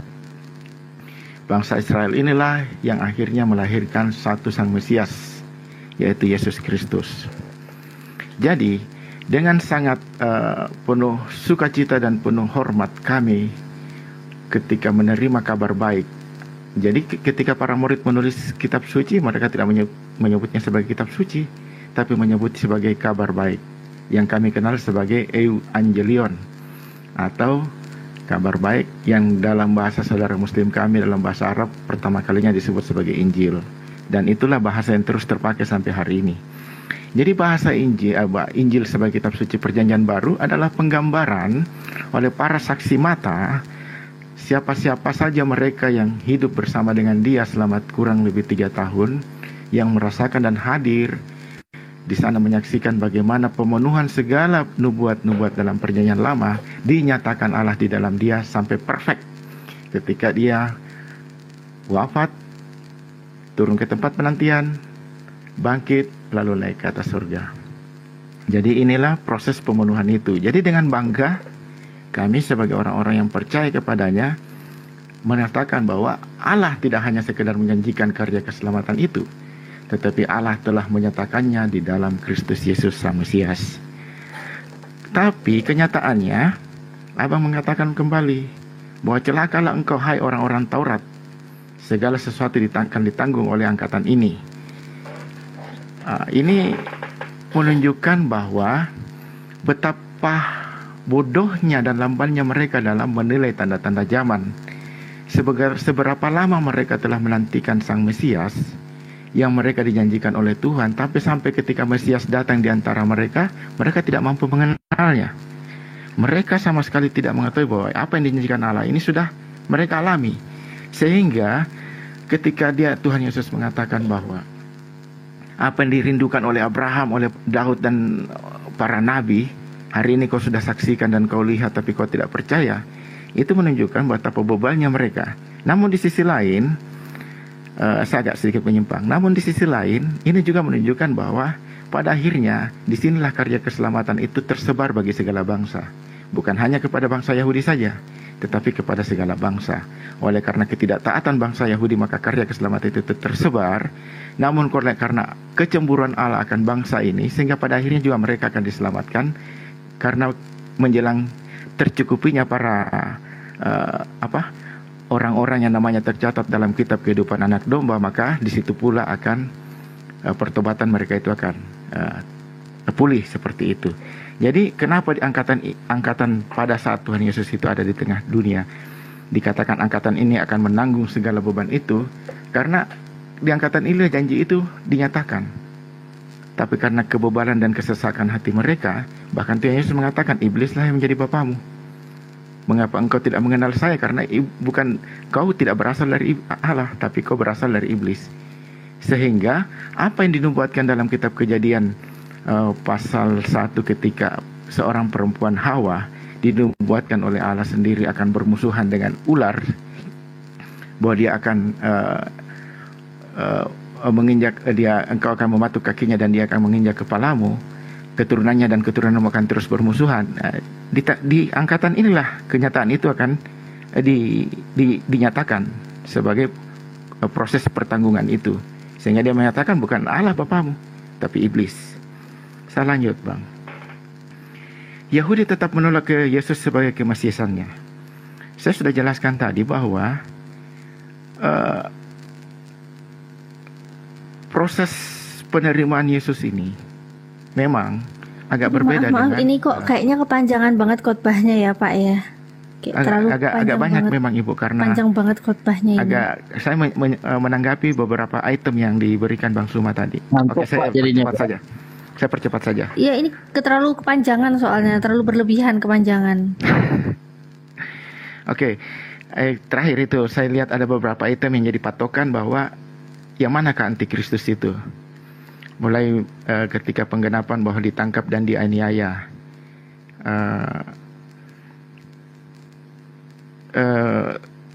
saya lupa esensi substansi pertanyaannya tadi gimana. Terus yang kedua adalah tentang antikristus tidak berasal dari yang tapi dari tengah-tengah kamu. Saya paham ini maksudnya adalah Bang Suma mungkin beranggapan bahwa ngapain kamu cari antikristus itu. Jadi seakan-akan antikristus itu berada dari tengah-tengah kamu. Kalau kami sebagai orang Kristen, terutama saya pribadi, Bang, saya justru melihat ini suatu hal yang mengkhawatirkan bagi semua orang, terutama bagi mereka yang Abrahamaik, mengaku iman sebagai imam Abrahamaik. Mengapa demikian? Karena kita tahu di saudara kami yang berbeda keyakinan menganggap nabi-nabi yang kami percaya itu juga dipercaya oleh saudara kami ini. Sehingga namun pada kenyataannya ketika manifestasi pemenuhan janji kemesiasan itu justru di saudara kami ini menolak. Seakan-akan keselamatan itu bisa dipulihkan sendiri melalui perbuatan. Padahal orang-orang yang telah meninggal hari ini dan setelah Adam itu tidak menanggung dosa apa-apa karena kesalahan Abraham atas pelanggaran dosa, tapi dia menerima tanggungan atas konsekuensi dari kematian itu. Itulah sebabnya Makanya perlu dipulihkan satu Ini Adam inti yang baru poinnya untuk apa ya Pak memulihkan ya? itu. Tolong inti poinnya Ya. apa dan tolong bahasanya ilmiah pakai data gitu. Jadi jangan Ya. khotbah di sini gitu Pak ya. Kemudian itu terakhir Bang ya, tentang anaknya menubatkan, Yakub menubatkan anaknya, terutama suku Benyamin, dan Paulus berasal dari suku Benyamin. Ya, saya percaya. Namun abang perlu ketahui bahwa ahli-ahli Taurat dan orang-orang Farisi itu berasal dari suku Benyamin. Seperti itu Bang. Demikian. Saya lanjut ke Bang Zuma. Jadi kita tiktokan aja Bang, tiktokan aja kita supaya teman-teman kita ini nggak merasa kita ini lagi berbalas pantun. Kita tiktokan aja. Gini, bagi saya ini ya, bagi saya sebagai seorang Muslim, saya tidak melihat adanya sinkronisasi antara ajaran orang Yahudi dan ajaran Kristen dari semua aspek. Nah ini bahayanya. Bahayanya itu di situ. Kristen kemudian datang ya dengan membawa-bawa pemahaman mereka, berbicara tentang kekristenan, berbicara tentang nabi-nabi terdahulu, tapi pola yang dibangun itu bertentangan dengan yang ada kenyataannya hari ini. Si pemilik kitab yang saudara katakan perjanjian lama, itu pun penamatan perjanjian lama terhadap kitabnya orang Yahudi itu hanya ada dari Kristen. Sementara mereka mengimani itu adalah justru sebagai perjanjian baru. Itu poin pertama. Kenapa saya katakan perjanjian baru? Karena Tuhan mengatakan di dalam janjinya di dalam Yeremia 1 data 31 sampai 36, aku akan melakukan perjanjian baruku dengan Bani Israel dan Bani Yehuda. Kristen bukan Bani Israel, Kristen bukan Bani Yehuda. Ini yang berat. Makanya saya katakan antara Yahudi yang diberikan perjanjian baru yaitu hukum Taurat, muncul Kristen mengatakan bahwa perjanjian baru itu adalah surah-surah Paulus, kitab kanonik dan seterusnya. Apesnya kemudian sebagai Muslim melihat apesnya Kristen adalah Kristen tidak mampu menunjukkan bahwa perjanjian baru yang dijanjikan Tuhan kepada Bani Israel itu adalah surat-surat kanonik dan juga surat Paulus. Selain tidak mampu membuktikan itu, surat-surat ini pun tidak dituliskan, termasuk Lukas, termasuk Markus, termasuk Yohanes, termasuk Matius, dan juga surah Paulus tidak dituliskan untuk Bani Israel. Celakanya itu di situ. Jadi kalau dikatakan penggenapan yang mana penggenapan? Orang Israel tidak pernah menunggu Tuhan datang menjelma menjadi manusia. Mereka paham betul tentang tauhid, mereka ngerti tentang keesaan Tuhan, sehingga orang-orang Farisi yang punya keilmuan tinggi juga pun tahu bahwa surat saya ini, kalaupun saya kirimkan kepada orang Yahudi tidak akan laku. Maka surat-surat mereka tuliskan untuk orang Romawi.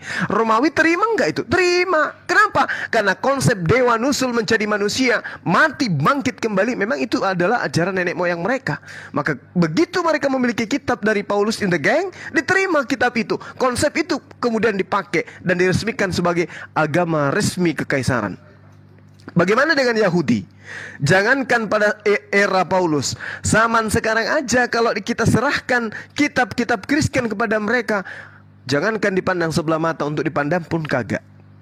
Maka ini 2000 tahun loh, udah 2000 tahun. Kenapa Yahudi dan Kristen tidak bisa menyatu dalam satu tempat ibadah, menyatu menyembah satu Tuhan? Gak bisa.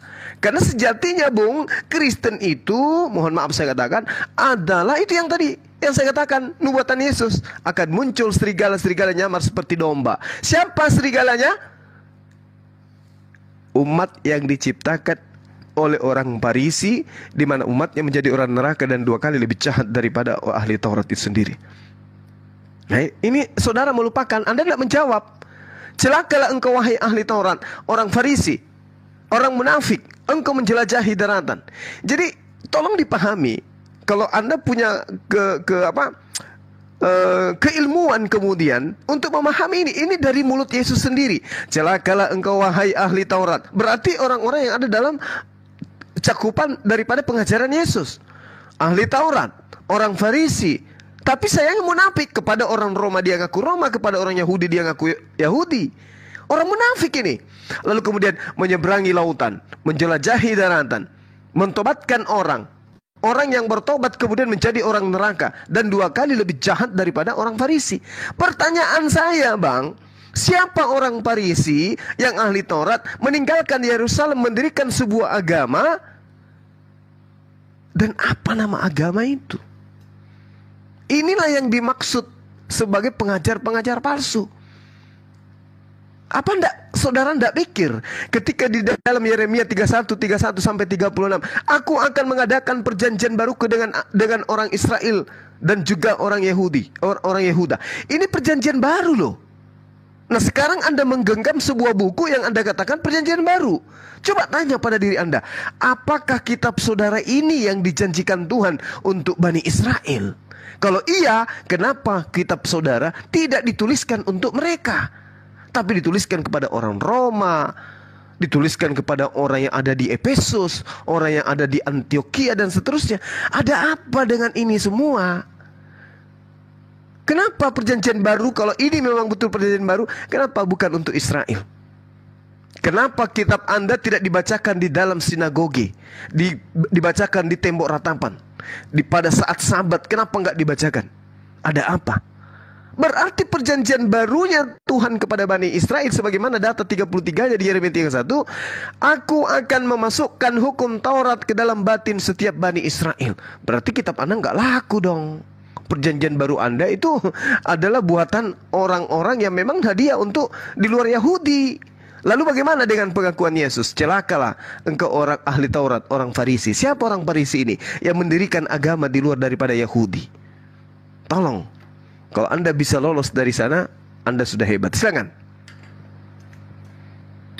Sebelum ini jawab, saya sapa dulu Rini Rida. Selamat malam, Rini Rida. Merah itu merah dia, nggak akan bisa jawab. Bintang bulan ya. Oh ya, agama apa? Islam, Muslim. Oke lah. Oke, Gras dibantah Gras pernyataan Bang Juma. Terima kasih. Kasih atas kesempatannya, Bu. Terima kasih Bang Suma. Saya lanjut lagi. Agak banyak sekali harus saya sanggah, tapi karena saya harus mempersingkatnya sedemikian rupa, jadi ya begini, Bang. Yang satu aja, Bang, yang tadi. Mohon maaf, yang terakhir aja. Siapa orang Farisi yang mendirikan agama di luar Yahudi dan apa nama agamanya? Silakan. Oke, saya menangkap pertanyaan itu menuju kepada Paulus dan agama yang didirikannya adalah Kristen. Tapi tidak sampai di situ sebenarnya, Bang. Nggak sampai di situ. Kita perlu menelisik lebih jauh. Kenapa demikian? Karena kalau Abang mengklaim bahwa Yahudi sudah memenuhi atau sudah mendapatkan pemenuhan dari janji Tuhan, sebenarnya pada hari ini pun mereka masih menantikan Mesias. Karena Sang Kristus yang telah datang 2000 tahun yang lalu mereka tolak sebagai Mesias. Jadi hari ini masih mereka menantikan. Jadi klaim bahwa mereka sudah menerima pemenuhan dari janji Allah tentang datangnya Mesias itu, sampai hari ini mereka masih tunggu. Jadi itu nggak terlalu tepat menurut saya mungkin, Bang. Kemudian surat-surat Paulus kepada jemaat-jemaat yang ada di Roma, di Efesus, di Galatia, di Korintus dan seterusnya. Begini, Bang. Karena pada prinsipnya Paulus telah seperti yang saya sebutkan tadi, Paulus dikirim kepada orang-orang yang tidak bersunat. Ketika kabar gembira ini disebarluaskan kepada segala bangsa, dan terutama dimulai dari orang-orang Yahudi juga. Mengapa orang Yahudi? Karena di wilayah-wilayah kekuasaan Romawi pada saat itu, yaitu mereka para orang-orang Yahudi itu berdiaspora. Jadi ketika Paulus menulis surat dalam perspektif iman Yahudi, mengatakan bahwa inilah Mesias yang dijanjikan itu dan telah terpenuhi melalui Kristus ini, mereka akan lebih mudah menerima ketimbang orang-orang pagan pada masa itu yang tidak mengenal apa itu janji, apa itu ini, apa itu seperti itu. Jadi ini surat-surat yang memang sengaja dituliskan kepada komunitas-komunitas diaspora orang-orang Yahudi yang tersebar di beberapa area di sekitar Yudea, bahkan sampai ke Italia, Roma sana. Begitu, Bang. Silakan, Bang, lanjut. Iya, jadi kalau Anda berbicara Mesias, bagi internal Yahudi, mereka sudah berani mengatakan bahwa Mesias yang mereka tunggu itu adalah Daud. Di mana mereka mendapatkan patokan? Mereka mendapatkan patokan pada kitab Yeremia 30 nomor 9. Mereka akan mengabdi kepada Tuhan Eloh mereka dan kepada Daud raja mereka yang akan kubangkitkan bagi mereka. Jadi mereka sudah menunggu oknumnya. Enggak ada lagi dia tunggu bahwa yang kita tunggu ini adalah siapa enggak. Mereka udah paku mati. Mesias yang mereka tunggu adalah Daud. Mau terlepas itu seperti apapun ceritanya, ini konsep iman mereka. Ini konsep iman mereka. Itu satu. Terus yang kedua, Yesus menubuatkan adanya orang Farisi, ahli Taurat nyeberangi lautan menjelajahi daratan, dan Anda mengatakan itu adalah Paulus. Berarti udah jelas keterangan daripada Yesus, Paulus itu pengikutnya yang ditobatkan itu adalah menjadi orang neraka. Kenapa menjadi orang neraka? Satu, orang ini mengajarkan kemudian menyembah kepada sesamanya manusia. Yang kedua, dia mengajarkan bahwa hukum Taurat itu sudah dibatalkan. Yang ketiga, mengajarkan Tuhannya Bani Israel itu ada 3. Banyak pola-polanya yang kemudian menyebabkan mereka akan masuk ke dalam neraka. Dan 2 kali lebih jahat. Kenapa? Sejahat-jahatnya orang Farisi, termasuk Paulus, dia tidak pernah menyembah Yesus. Maka oknum yang kemudian menjadi sasaran pertobatan yang dilakukan oleh Paulus terhadap orang Romawi yang menyembah dewa-dewa itu, mereka bertobat menyembah dari penyembahan dewa-dewa dan berhala mereka menuju kepada ajaran Paulus, tetapi sama aja, tetap aja masuk orang neraka, dan 2 kali lebih jahat daripada orang Farisi itu sendiri, yaitu Paulus. Sejahat-jahatnya Paulus, Paulus tidak pernah menyembah Yesus. Tetapi korbannya semuanya, hampir semuanya menyembah Yesus. Nah itu poinnya Bang. Jadi kalau hari ini kita masih mencari siapa Mesiasnya, udah jelas Mesias bagi Yahudi. Dan kalau kita mencari siapa agama, siapa tokoh dari Farisi yang mendirikan agama, kita sudah temukan juga dia adalah Paulus, dan agama yang didirikan itu adalah Kristen. Saya kira seperti itu, saudaraku. Silakan. Baik, terima kasih Bang. Baik, jika Abang mengatakan bahwa Daud adalah pemenuhan janji-janji Allah tentang raja yang mereka nantikan, sebenarnya penafsiran ini juga, maaf ya jika saya katakan itu keliru. Mengapa? Justru orang-orang Yahudi menantikan masa keemasan itu, yaitu ketika Raja Daud berkuasa. Mereka mencapai puncak kemasyuran mereka sebagai bangsa yang merdeka, yang sejahtera, yang terpenuhi segala kebutuhan pada masa itu. Sehingga hampir dalam penulisan-penulisan kitab-kitab para nabi selanjutnya itu berbicara tentang keemasan waktu itu, sehingga mereka menantikan bahwa ada seorang raja yang dapat membebaskan mereka dari penjajahan, terutama ketika mereka berada di pembuangan di Babel, penguasaan Yunani, bahkan ketika zaman Romawi. Jadi kita harus lihat dari konteks itu. Namun pada kenyataannya, ternyata Mesias yang datang tidak membebaskan mereka dari penjajahan itu, tapi jauh lebih substansi dan lebih esensi dari maksud pembebasan itu sendiri, yaitu membebaskan mereka dari kungkungan dan penjara dosa, sehingga mereka menjadi orang-orang yang sungguh-sungguh merdeka, bukan dalam artian merdeka secara fisik, yaitu kekayaan, kejayaan dan sebagainya, tapi merdeka dari penjara-penjara kerohanian, seperti itu. Selanjutnya, Alkitab yang dipakai secara tepat itu harus dipahami seperti ini, Pak. Alkitab itu harus gini, harus dipahami tidak pada masa itu saja, sehingga ketika kita mengatakan apa yang dikatakan Yesus tentang penyesat yang pergi dari pulau satu ke pulau lain dan menyebarkan ajaran, itu tidak hanya berlaku bagi Paulus, tapi itu berlaku bagi semua pengajar, termasuk sampai hari ini. Kenapa demikian? Karena Alkitab itu adalah kejadian original pada masa itu sebagai bahan baku penulisan, menceritakan tentang apa yang terjadi di masa lalu dan hari itu dan akan datang, sehingga proses penafsirannya juga harus dilihat dalam berbagai aspek dan konteks. Sehingga saya mengatakan, jika itu mengacu kepada Paulus, tentu dia dengan orang yang sangat bijaksana akan menyadari dirinya sebagai penyesat, bukan justru mengajarkan orang tentang siapa penyesat itu. Begitu Bang, terima kasih. Iya, baik. Boleh jadi, sangat boleh jadi. Karena memang penyesat itu menurut Yesus akan menyesatkan banyak orang. Jadi kalau tak ada bantahan lagi bahwa Pauluslah yang dikatakan oleh Yesus dalam Matius 23 nomor 15, ya dah selesai kita. Sudah selesai kita pembahasan itu. Sekarang saatnya Anda menyadari bahwa memang tak ada hubungannya Yahudi dan Kristen. Pola apapun itu yang kita ingin tautkan dengan Yahudi tidak akan nyambung. Dan tidak akan mungkin Kristen dan Yahudi itu duduk bersama dalam satu rumah ibadah. Kenapa? Mereka punya tradisi yang kemudian menjadi prosesi keyakinan mereka yang berdasar terhadap firman Tuhan yang mereka imani. Sementara Kristen, apapun yang dilakoni di dalam tempat ibadahnya itu tidak berdasar terhadap apa yang berasal daripada para nabi. Kemudian kalau Anda mengatakan banyak orang yang mengajarkan Farisi dan seterusnya, ya jelas banyak orang itu Anda tidak bisa menyebutkan. Dan Anda tidak bisa mengatakan apa agamanya. Tidak bisa. Jadi Anda terkunci di situ, mohon maaf. Kemudian ketika Anda mengatakan Mesias yang mereka tunggu itu bukanlah Daud, mereka salah mentafsirkan. Ya mungkin itu menurut saudara.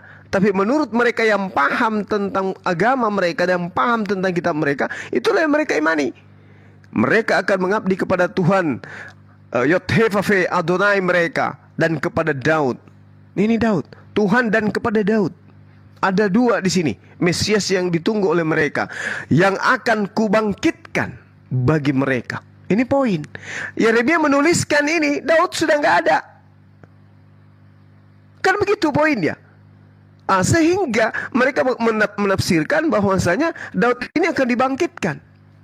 Lalu kemudian ketika saudara mengatakan, oh tidak, Mesias yang ada itu memang dari keturunan Daud, yaitu Yesus. Bung, coba Anda dalami dulu Yeremia 36 nomor 30. Apa yang dikatakan di sana? Sebab itu beginilah firman Tuhan tentang Yoyakim, Raja Yehuda. Yoyakim tidak akan mempunyai keturunan yang akan duduk di atas tahta Daud. Saya ulang lagi.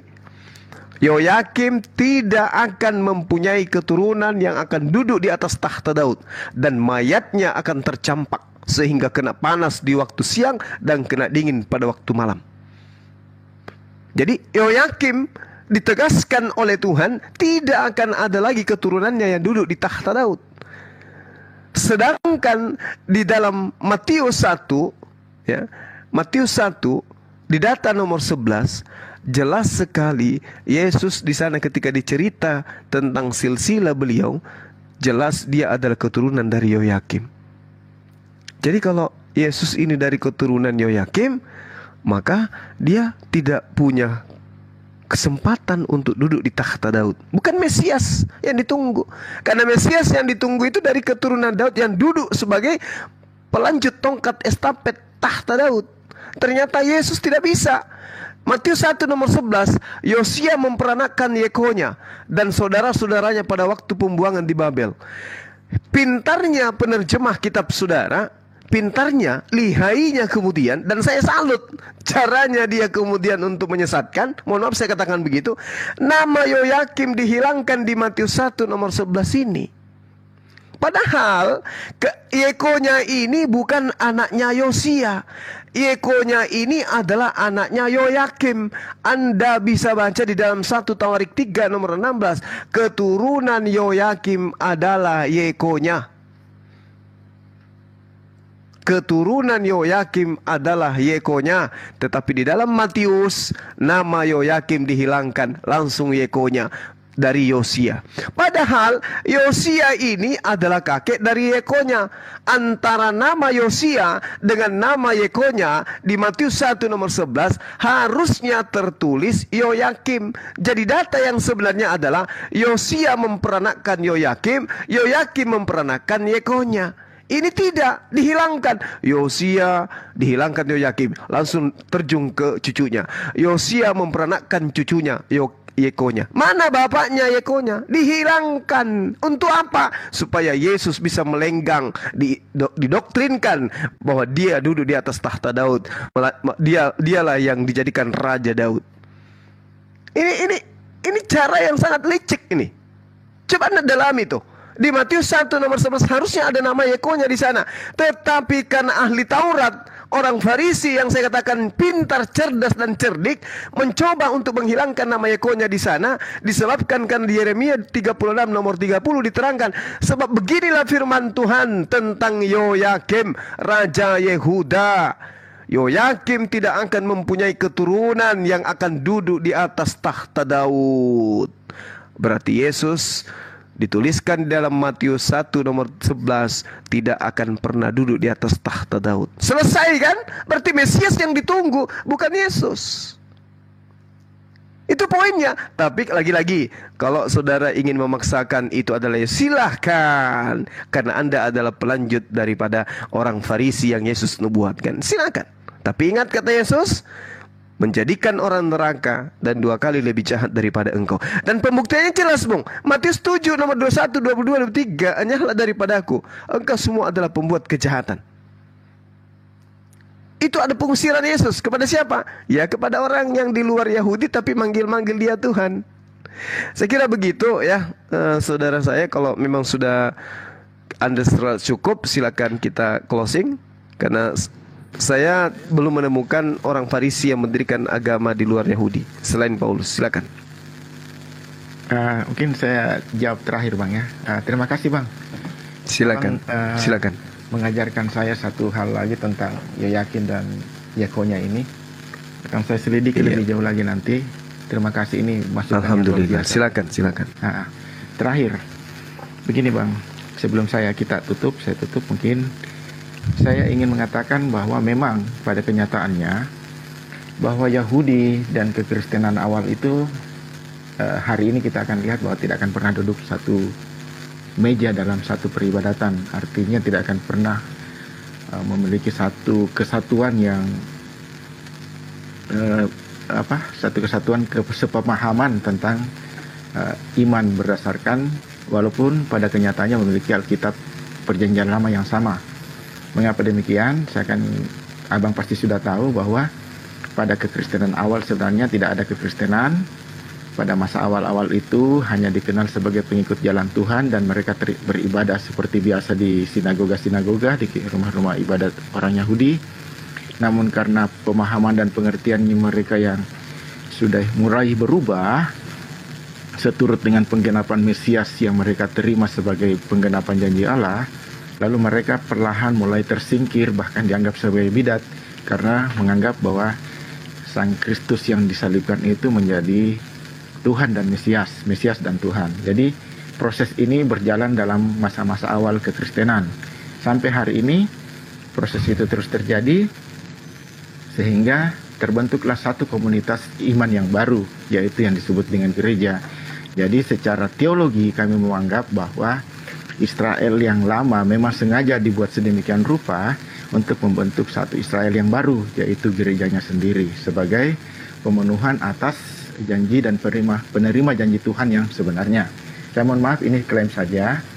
Silakan mungkin saudara-saudara saya Yahudi merasa tersinggung dengan pernyataan saya, ya saya minta maaf misalnya jika ada di sini. Kemudian yang kedua, Yoyakim tidak akan duduk di atas tahta Daud. Menurut saya karena pada masa itu Yoyakim berbuat yang tidak benar di hadapan Tuhan. Jadi dia melanggar, dia melakukan perbuatan-perbuatan yang melanggar ketentuan Tuhan, sehingga dia dianggap jahat di mata Tuhan, dan Tuhan mengatakan tidak akan mendudukan dia di atas tahtanya, bahkan akan membuat mayatnya jatuh. Dan ya kita tahu dalam sejarah ketika berperang Yoyakim terbunuh di medan pertempuran seperti itu. Tapi saya akan membandingkan dengan apa yang Abang jelaskan tadi, dan itu butuh waktu. Terima kasih Bang atas masukannya tentang Yekonya dan Yoyakim itu. Mengapa Matius tidak menulis katanya, saya akan selidiki nanti. Salam hormat untuk Abang atas masukan ini. Terima kasih kepada para pendengar yang ada di sini. Salam hormat dan salam cinta dari saya. Terima kasih. Oke. Saya boleh closing juga berarti ya? Ya, Bang, silakan. Boleh ya? Bang. Oke. Lanjut. Jadi ya baik. Kami Muslim itu menyadari bahwa Tuhan berkarya kepada Bani Israel. Pada saat Tuhan berkarya kepada Bani Israel, kami paham bahwa Tuhan itu memilih Bani Israel dari ke-12 suku Bani Yakub sebagai bangsa pilihan pada masanya. Kami paham dan kami ngerti itu. Akan tetapi sebagai Muslim, saya sendiri pribadi Muslim, ketika saya belajar tentang materi-materi dari kitabnya orang Yahudi dan janji Tuhan kepada mereka, ada hal yang menyedihkan bagi saya gitu loh. Dan ini sering saya utarakan kepada teman-teman Kristen. Di mana di dalam kitabnya orang Yahudi, Yehezkiel 34 nomor 13, aku akan membawa mereka keluar dari tengah-tengah bangsa-bangsa dan mengumpulkan mereka dari negeri-negeri dan membawa mereka kembali ke tanahnya. Aku akan menggembalakan mereka di atas gunung-gunung Israel. Siapa mereka ini? Domba, yaitu Bani Yakub. Lalu dikatakan, katakanlah kepada mereka dalam Yehezkiel 37 nomor 21, beginilah firman Tuhan Adonai, sungguh aku menjemput orang-orang Israel dari tengah-tengah bangsa-bangsa kemana mereka pergi. Aku akan mengumpulkan mereka dari segala penjuru dan akan membawa mereka ke tanah mereka kembali. Di dalam Ulangan 30 nomor 35, maka Tuhan Elohim akan memulihkan keadaanmu dan akan menyayangi engkau. Ia akan mengumpulkan engkau kembali dari segala bangsa kemana Tuhan Allahmu telah menyerahkan engkau. Sekalipun orang-orang yang terdahulu menghalau daripadamu dari ujung langit, dari sana pun Tuhan akan mengumpulkan engkau kembali, dan dimanapun ia akan mengambil engkau. Tuhan Elohim akan membawa engkau masuk ke negeri yang sudah dimiliki nenek moyangmu, dan engkau pun akan memilikinya. Ia akan berbuat baik kepadamu dan membuat engkau banyak melebihi nenek moyangmu. Ini janji Tuhan kepada Bani Israel. Ia akan menaikkan suatu panji bagi bangsa-bangsa, akan mengumpulkan orang-orang Israel yang terbuang, dan akan menghimpun orang-orang Yehudi yang terserak dari 4 penjuru bumi. Yesaya 11 nomor 12. Ini nubuat di mana Tuhan akan mengumpulkan Bani Israel yang berserak kemana-mana. Dia akan mengumpulkan itu. Ada suatu masa di mana mereka akan dikumpulkan kembali oleh Tuhan.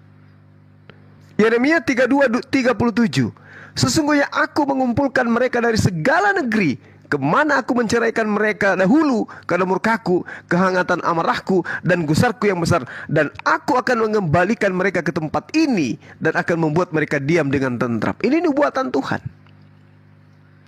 Nah, permasalahannya sekarang adalah ketika seluruh Bani Israel dikumpulkan kembali ke tanah yang dijanjikan oleh Tuhan, apakah orang Kristen akan ikut ke sana? Apakah teman-teman saya orang Kristen ini dari Protestan, dari Katolik, dari Advent, dan apapun sektenya akan diikutkan bersama dengan mereka? Sementara di dalam kitabnya orang Yahudi mengatakan bahwasanya di dalam Yesaya 52 nomor 1 terang sekali dikatakan oleh Tuhan bahwasanya orang-orang yang tidak bersunat itu tidak boleh masuk ke tanah Yerusalem. Tanah kudus Yerusalem tidak boleh dimasuki oleh orang-orang yang tidak bersunat. Lalu kemana teman Kristen saya ini akan pergi? Kalau kemudian dihimpun kembali orang-orang Israel masuk ke dalam kota yang dijanjikan oleh Tuhan, kemana teman-teman Kristen saya pergi? Yesaya 52 nomor 1. Berjaga-jagalah wahai Yerusalem, kenakanlah kekuatanmu seperti pakaian hai Sion. Kenakanlah pakaian kehormatanmu hai Yerusalem, kota yang suci, sebab tidak seorang pun yang tidak bersunat atau yang najis akan masuk lagi ke dalammu. Jadi Kristen mau kemana dia kalau ini dihadang oleh Tuhan? Sementara dalam Yehezkiel 44 nomor 9, orang yang tidak bersunat tidak boleh masuk ke dalam sinagoge. Yesaya 52 nomor 1, orang-orang yang tidak bersunat tidak boleh masuk ke Yerusalem, tempat sucinya orang Yahudi. Lalu kalau orang Yahudi dihimpun kemudian dari seluruh penjuru bumi, orang Kristen ikut gak? Nggak ikut. Kalaupun ikut ditahan oleh Yesus. Apa kata Yesus? Jangan daripada aku engkau semua pembuat kejahatan. Tidak setiap orang yang menyeru kepadaku Tuhan, Tuhan akan masuk ke dalam kerajaan surga, melainkan mereka yang melakukan kehendak Bapakku yang ada di surga. Ini berat. Ini berat. Karena ketika teman-teman Kristen ditanyai, atas kehendak siapa Anda mempertuhankan anak Maria? Apakah kehendak Bapak? Kalau kehendak Bapak, mana dalilnya? Tapi kalau kehendak Bapak Paulus, wah itu ada dalilnya. Di mana itu? Roma 10, nomor 5, nomor 6. Barang siapa yang berkata dengan mulutnya dan apa yang dikatakan mulutnya diimani sepenuh hati bahwa Yesus itu adalah Tuhan, maka dia akan diselamatkan. Maka siapa yang menuhankan Yesus itu atas kehendak Paulus. Enyahlah daripadaku engkau semua pembuat kejahatan. Saya kira begitu. Saudara saya, salam kenal dari saya Bang Suma, Saudara Grace. Kita sama-sama mudah-mudahan bisa memberikan edukasi. Iya, silakan dengan iman saudara, la ikraha fiddin, tidak ada paksaan. Ini hanya edukasi aja, pendapat kita masing-masing. Biarkan netizen yang menilai. Demikian host, terima kasih teman-teman, sahabat-sahabat yang di sini. Kami sudah diberi ruang untuk berdiskusi. Iya, teman-teman yang di bawah dan juga yang di channel-channel yang berafiliasi dengan Komal ini, termasuk channel Zulkifli Mabas Official. Terima kasih Anda telah menemani kami berdiskusi. Semoga apa yang kami lakukan ini bisa mempererat hubungan antar anak bangsa demi kejayaan Indonesia ke depan.